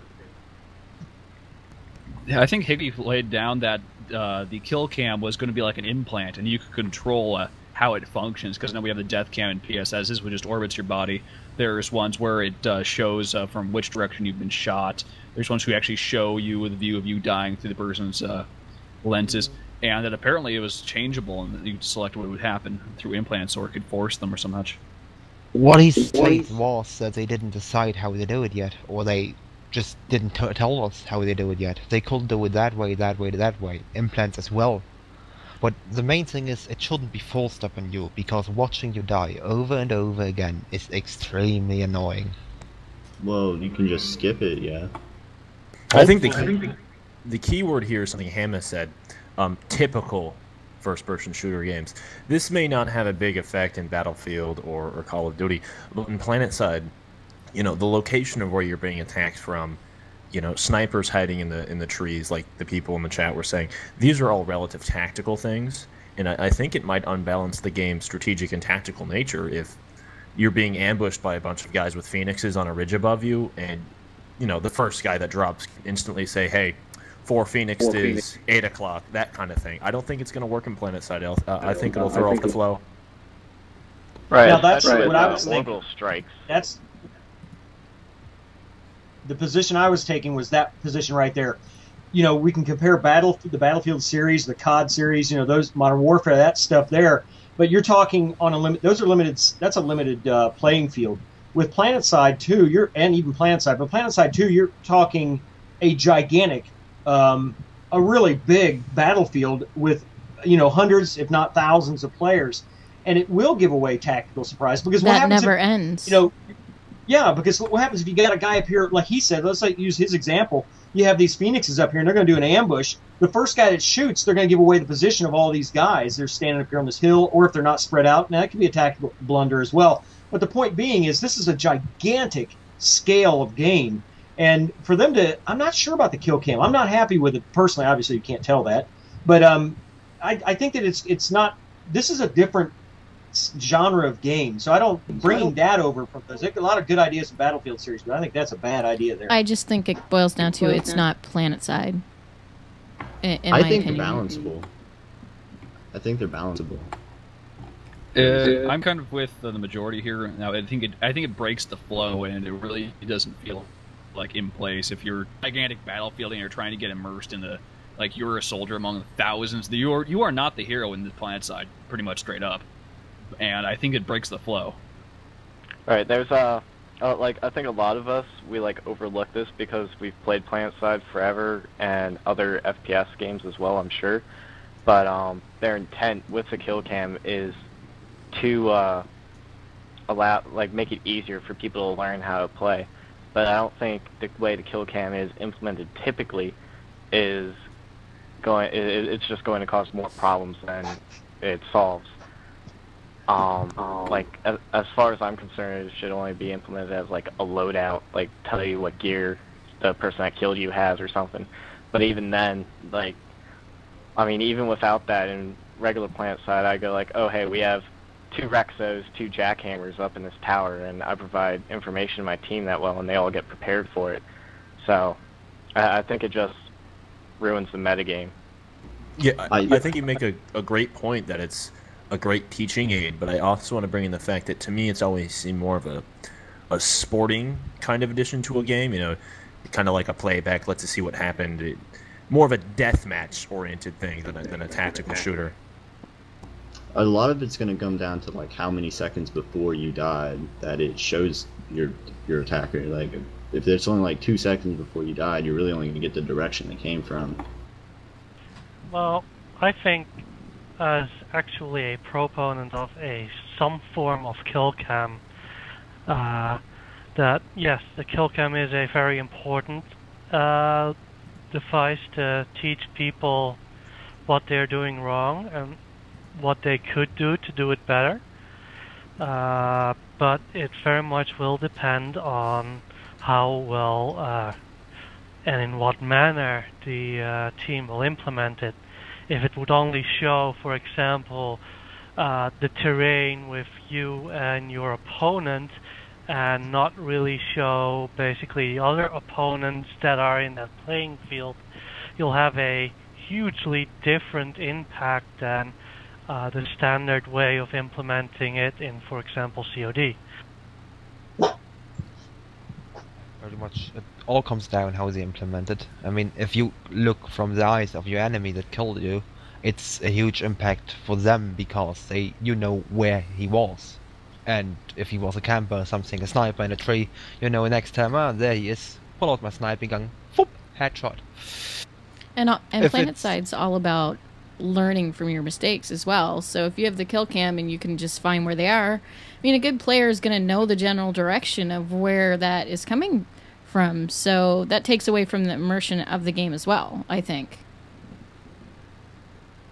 I think Blue Man in the Twitch TV chat made a good point about the performance issues with kill cam. I don't know too much about how it would impact the game itself, but with so many players having that happen at once, I wonder if it will cause any lag or anything else like that. Anybody with any more computer insight might be able to help us out there more. Well, I believe, if I'm right, that what they could do is take a peer-to-peer solution where basically the killer sends the killed guy the last few seconds, or you could replicate it locally, which is basically free. It's probably local because I mean, if you have the data of your killer on your PC anyway, you need to pretty much, otherwise you wouldn't be able to see him. So that's all you need. But yeah. Performance could be an impact. Depends how they do it. You know, in a game like this, all you need really is directional damage indicators. I mean, obviously, you're in a big firefight. You're going to have direction from all. You're going to have fire from all different directions. And I'm not even sure if you're in a big firefight, is it going to be the person who has the most damage? Is it going to be the last shot? I mean, obviously, if it's a kill cam, you know, somebody comes in and gets that last shot and kills you off. But what is the damage? Yeah, I don't know how you get experience for, you know, doing damage. Has that been discussed at all? But I don't know how they're going to play that. So, I mean, what is the whole point of a kill cam? First of all, what's the philosophy behind a kill cam? And what's the philosophy in the kill cam within PlanetSide 2? Are they wanting to give somebody an advantage to see where they were from where they were killed, what direction, or is it going to be helping people? I don't know what the situation is. So, I mean, once we figure out the philosophy, then maybe we can figure out why that would be instituted within PlanetSide 2 in this different type of game. I believe Higby said it was to teach people. Well, then do it in VR. I mean, you're virtual right. You're right in the idea of that it was put in for learning. But now I'm thinking about it, how much can you actually learn in PlanetSide's context from kill cams? Because in PlanetSide, it's a very combined arms field, and individual players don't have that much impact, and the situation is almost always unique. So I don't think there's that much you can learn from it. I actually learned quite a bit from watching videos, like and stuff like that, like watching players play. Like you could learn quite a bit of tactics and stuff from them. Yeah, I think it would help players. That's something I was just thinking about, like on an individual level, like one-on-one or something like that, or like two-on-one, or in a basic area where it's not a massive battle. I think kill cams might teach you a bit, but when you get to these main battles, I mean, it sucks that I have to reference PlanetSide 1. I mean, it doesn't suck, but it's not going to give us much insight on PlanetSide 2, since it's definitely going to be a completely different game. But in first PlanetSide, you had these huge battles, and if you had kill cams then, I know that they definitely would not have helped you out there in education or teaching you why you got killed. Especially if you're getting one-shotted.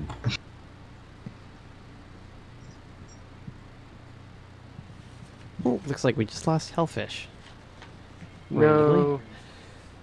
Yeah, I mean, I hate to use the term "it's not PlanetSide" because that's one that gets tossed around the forum constantly, right?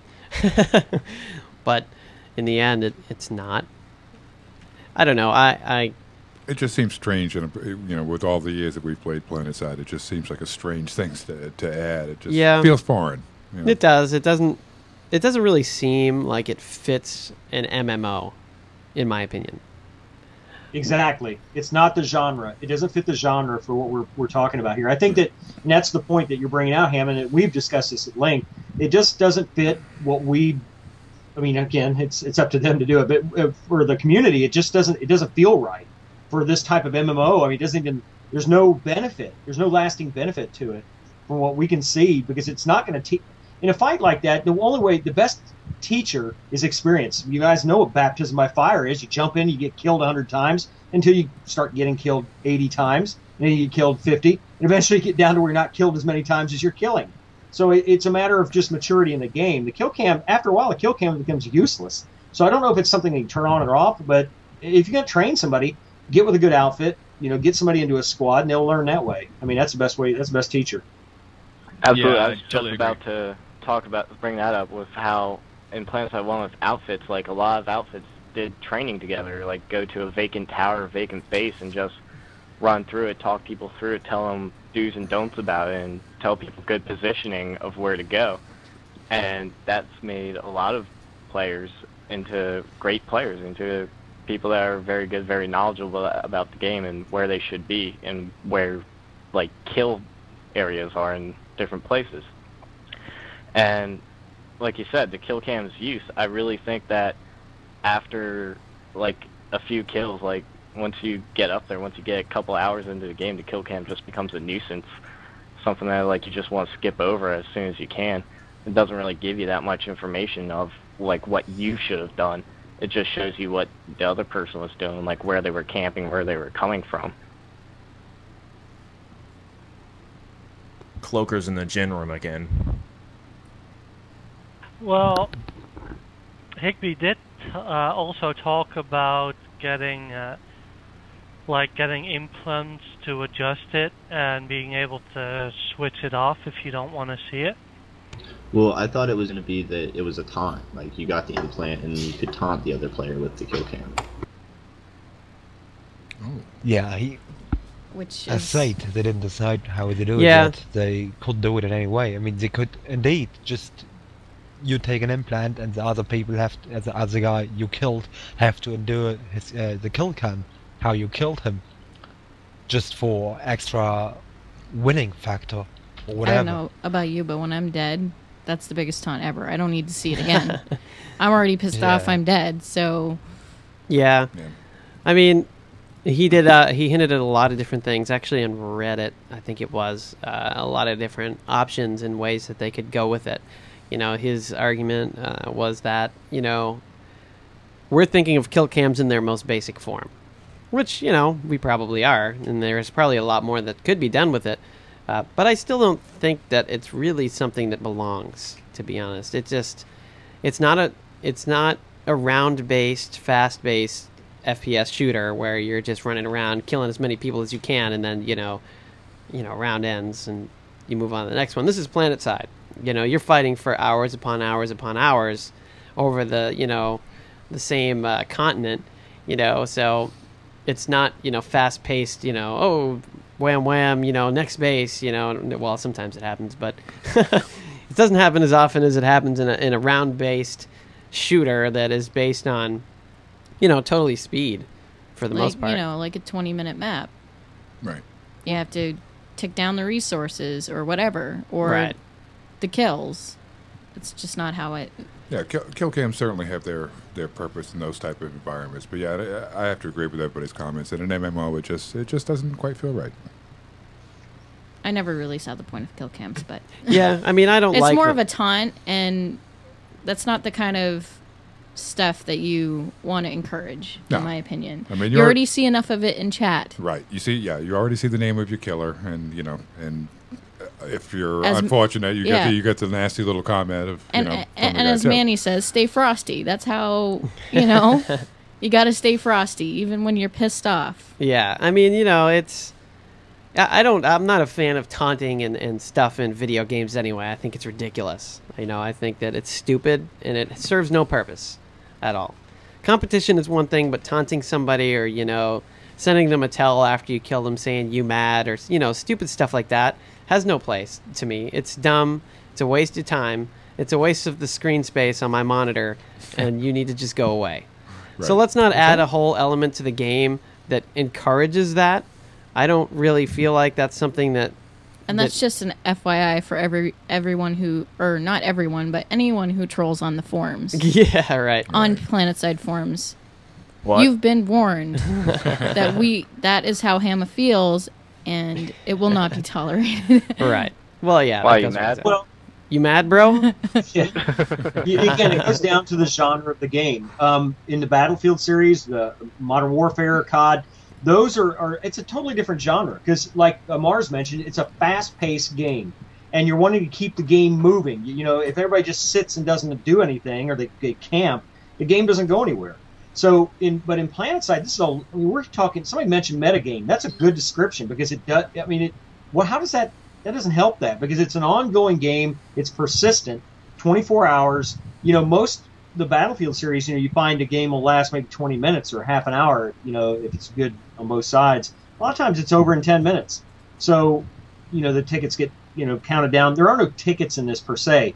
You have resources, what we know about that so far, and then you have areas of influence or AORs. So I don't, it just doesn't match what's going in with that. Now, I'm hoping that they're taking a look at that. They've listened to us before, so hopefully they listen to the, there are some people who like it, but hopefully they'll listen to a majority of people seem that don't enjoy this idea. Right, and talking about trolling and all that other stuff, I think that poor sportsmanship is something that is a real problem in most gaming communities, something that needs to be overcome, especially now that games are becoming more part of a lot of people's everyday lives. I don't think it's good to encourage... Oh, now I'm getting old. I'm getting responsible. I don't think it's good to encourage taunting and poor sportsmanship into games. I mean, yeah, it's one thing to be like, oh yeah, I'm awesome, I'm the best, and gloat maybe just a little bit, showboat a tiny bit, but to really taunt the other person and shove it in their face, I think that's very poor on the community. And I know some people have been personally affected by people sending bad tells to them and stuff, and shoving stuff in their face and stuff like that, and they quit the game because they feel the community is a poor community. They don't want to play with those people. Yeah, here to that. I agree. One thing else, sportsmanship in a game is definitely something we should all try to do a little better at. Strive for. Yes. Especially this community. I mean, I don't want to say I hate to say it, but I don't think PlanetSide 2 would be around if this community didn't show such a vested interest and come together over something we mutually enjoy. Listen, we all live in the same world. We all come to play these games. We all get online to have fun and get away from the negativity. So when anybody who's played Xbox online for an extended period of time has been in those games where it's just people cursing over and over and over on the other team, that's not fun. I don't know how that's fun for the people just shouting in their mic for 20 minutes. We have something special here in our community, and I agree. We are all better than this, and it really brings everything down. Yeah, I totally agree with that. This has been something that's always been it's always been something that's bugged me more than anything in gaming. And yes, I know I'm, obviously opening myself to all sorts of shenanigans, me saying this, but it is strong enough to me that, that I'm willing to do that because it reflects poorly on the community, and it serves no purpose. It really doesn't. It serves none. maybe it's my tribe's experience. You know, we always tried to be good sports. You know, in all of our events. You know, when we did, you know, our crazy capture the flag matches, and you know, everything was really heated. You know, everybody was fired up. You know, the adrenaline was flowing, and you know, it would be easy to just, you know, start talking crap to the other team, but we resisted that, and we never did it. And those who did it to us, you know, looked like idiots. So, you know, it's always been something that's really bugged me, and I think kill cams really do promote that type of gameplay. Maybe not directly, but indirectly they certainly do, and I don't feel it has any place in this game, or especially this community. Like you said, I mean, this community is, you know, I'm a little biased, but this community is pretty awesome. I mean, I've been doing PlanetSide Universe it'll be 10 years next September, and you know, I've been a part of this PlanetSide community that whole time, and you know, I've enjoyed every moment of it. You know, there were quiet times, obviously, and we had some quiet times the past, you know, 5 years or so, but things are really picking up again, and you know, people are coming back, and lots of old faces around, and you know, even though, you know, we have a very low, I'm going back to what somebody brought up about the community, you know, we have a very low, we don't moderate a lot. I mean, even those in this room that are moderators, and even Manny too, know that we don't do a lot of moderating. You know, there are people who occasionally, you know, there are certain people who are always on the radar, and that's going to be the case anywhere. But, oh, there's the Star Trek door opening again. But, you know, that's going to be the case anywhere. But, you know, overall, we do very, very little moderation on the PSU forums, because the community is just that awesome. I mean, we don't have to moderate. Yeah, we don't really have. Part. Yeah, it's self-policing. Really. Yes. The community takes pretty much good care of you know, of somebody that is being a jackass, and you know, the rest of the community knows it. So right, and speaks to it. So it's good. It's a fantastic community, and you guys, you know, ought to be commended for that. It's one of the best ones I've seen in a long time. Oh, definitely. And I mean, you know, it's kind of weird that we end up on this topic from kill cams, but they are related. I mean, they are related in my opinion. You know, that kill cams promote elitism. They promote, you know, stuff like that. They promote people to be jerks, and you know, they promote people to taunt. And I don't think that has any place in any video game ever, let alone PlanetSide. Or on our forums. Yeah, or on our forums, or, you know, just in general. That type of attitude, to me, is just a huge issue, and it should be promoted in any way, shape, or form. Even if kill cams involve unlocks and implants and all sorts of other shenanigans that go on to try and, you know, limit their ability or whatever, you know, the plans are. I don't think, it just doesn't work. I think PlanetSide is a mature game. Therefore, we don't want to promote that immaturity that goes along with that kill cam. Well, it's mature sometimes. We've ran across some real losers. The principle of the thing, you know. Yeah. You can have kids come in and learn from example, or we can have kids, you know, kids come in for the first time, play this game, and see 28-year-olds or whatever, mature veterans acting like douches. So, you know, that's how I feel. And a lot of times, too, it has to do with the outfit. I mean, most outfits will deal with issues within the outfit. I mean, some are not. Some they don't. They have very little, very low standard as conduct and stuff like that. But I'll tell you, you know, the kill cam and the related topic seems we're slipping off into is the taunting. Boy, I'll tell you what, I'd like to see him keep it from the cross-empire chat. Man, that stuff, that's a mess-up thing, because a lot of times, you know, I'm telling my troops in the CDL, don't respond. You know, if you want to respond, go out there and shoot and kill them. Yeah, stay frosty. Don't go, just let's deal with it with your weapons. You know, we'll talk back with our weapons. Just stay, because I don't want it, because what happens is it's distracting. And that's part of the taunting is to distract your enemy. They're busy typing and not paying attention to the game. So I don't allow them to do that. And it's actually in our outfit, it's a violation of our code of conduct is to taunt the other team. We'll deal with you in a disciplinary manner. Now, how does that fit into the metagame? Well, I mean, some units use that as a form of psyops, and that, you know, I can see that happening. But in all actuality, how do you drag the kill cam into this? Well, the kill cam can be used to do that. I mean, I've seen people, you know, fraps the kill cam and then post it on a forum saying, look, here's me killing you umpteenth times. I just think it would be best to be taken out of the game completely, because it doesn't contribute anything at all to the whole game itself. Jen just made a perfect point. We, as a community, as the PlanetSide veterans and a lot of major players, don't want PlanetSide 2 to be a next COD. Not in kill speed, I mean, but in actually the kind of community, like the 12-year-olds yelling at microphones, playing Rickroll all day in the mics, and annoying the bloody fuck out of everyone in the game. Rick We roll. don't want that. No, we want don't. to have fun in the game. Don't yell at us. Agreed. Right. And younger speaking players about and speaking about what veterans want, I think we have another topic on that.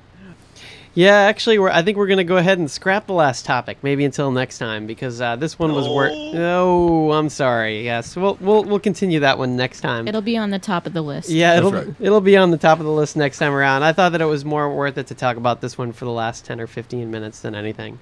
But thank you for the segue into the end of the show. Anyway, do you guys? Before I kind of continue our closing, do you guys have anything to say in your closing statements?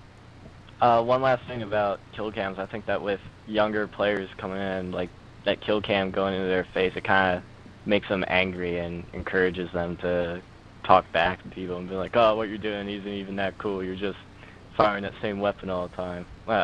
Just thought I'd throw that out there for devs listening if they want a good reason to not include it. Watch it again, bitch. Two things then. First, no kill cam. Second, finish up already. It's 5 a.m. here. Oh, I'm sorry. Yeah, I always forget about that. Yeah. Maybe we can push the show up sometime. Yeah, we'll see what we can do with Sure, that. it never ends. Yeah. Yeah. All right, guys. Thank you all for joining in. I'm gonna go ahead and pop out, so you guys won't be able to hear us. But definitely, thanks for joining in. Go ahead and tune in the cast to see the rest of the show for sure. Yep, and a reminder too, also for the community video, those people that want to come out and do your outfit videos, do some game coverage, a trailer. Again, get those things created for us, and also for feedback. We'd like to hear your comments, what you liked about the show. So make sure you post on the forums. Tell us what you liked. Tell us what you didn't like. Hopefully, we can do things that you do like and do some more of them, and try to find some of the things that you didn't like and do them better. Yes, definitely. Feedback is extremely important. We spent a lot of time on this, but I'm sure there's improvements that could be made. I think overall we had a pretty good show. We only had a couple of little hiccups here and there, and some of them weren't even visible to you guys. It was just me failing here. Fortunately, you guys couldn't see that. But yeah, I mean, that's extremely important. And be sure to go participate in the, if you know the answer to the trivia question, which I'm going to go ahead and pop up on the screen here one last time. What was the continent removed in the mending? If you know the answer to that, email contest@planetside-universe.com, and you will have a chance to win a PlanetSide 2 t-shirt. One of 2 PlanetSide 2 t-shirts. And I've seen the emails starting to flow in already. But I know there's a lot more of you watching that didn't submit an email, so be sure to submit. You don't want to give you want to have a chance to win too, right? Right. Yeah. And let's not forget, after the show is over, head on over to Perfect Storm's feed. Yes. She still has a little bit more time on, and if you have the money, donate. Yes. Or, Big shout out to her for taking the time to do this for her charity. Yes, Hey, definitely. Let me. May I say something real quick there, Hamma? Absolutely. You guys keep in mind too. A lot of people get kudos for running the show, and they said special thanks to me earlier. I just want to mention to you that you can't imagine what kind of work. Well, maybe you can. That Hammond, Marsman, Griffin, and some of these guys put in to maintain the site. The amount of money they're expending of their own personal funds to bring you a quality product. So, think about that sometimes, as you use the forums and there's opportunities to donate or whatever the case may be. And this, I'm not saying this because Hamma's my boss in this venue, although he did, never mind. But I'm not saying that because of that reason. I'm saying it because I know what goes on behind the scenes. And I run my own outfit. I've been running the CDL for over a decade now. And I know what it takes to organize this stuff. And he's done a great job. And I really compliment him on it. This is a breakthrough type of a venue here, what he's doing with the AGN, him and Mars. So, congratulate him on this and support him in the forums. And if you get the opportunity, shoot some money their way to help support the website and everything. And really congratulate them because they've done a great job. And Marsman Hamma, and Griffin, who's always behind the scenes. Good job, guys. Good on you. I think you've done a great job. I'm really proud of what you guys have accomplished here. Thank you, Manny. Yes, indeed, definitely. Thank you. That's great that you came in and spoke to that. Want to remind everybody there's a lot of people that contribute to PSU. Again, thanks to PSU Flint. He was extremely busy, but took the time to come back and do that voiceover for us. Mir, fantastic. Just the man's just a visual genius with the graphics and the video. Big thanks to him. Manitou, of course, writing the script for us and all the support work that he does, taking the time to be on camera with us tonight. There's a lot of people that put their time and effort into the forums as well, and want to make sure that the little people get thanked as well for all those people that maybe aren't so prominent on the website, but definitely do have their part. For sure, definitely, and I mean it's a lot of work, but it is a blast. I love doing it every day. It is fun. Hamma lives, breathes, sleeps PlanetSide Universe. Yeah. You are PlanetSide Universe is the first thing he looks at in the morning and the last thing he looks at night. And most nights he wakes up and looks. Yes, she can attest to that. She knows that the very last thing that I do is look at my phone and see what's going on and make sure everything's okay. And then when I wake up in the morning, I do the same thing. And like she said, sometimes in the middle of the night. So it's pretty close. It's a second to me, but I should hope. Indeed. All right, guys. Well, enough of the ego stroking. I think we've had enough of that. But it was fun. Yes. Anyway. Hope everybody had a good time. We thank all the participants that came in and joined us this evening. And hopefully we'll get together and we'll do this again. Definitely. And we will be most certainly doing this again. We'll announce the next date, I'm sure, here pretty soon. Hopefully someday we can get some developer guests on here. That's something that's on our roadmap. We hope to bring back Ask the Devs in a totally new format. This. Oh.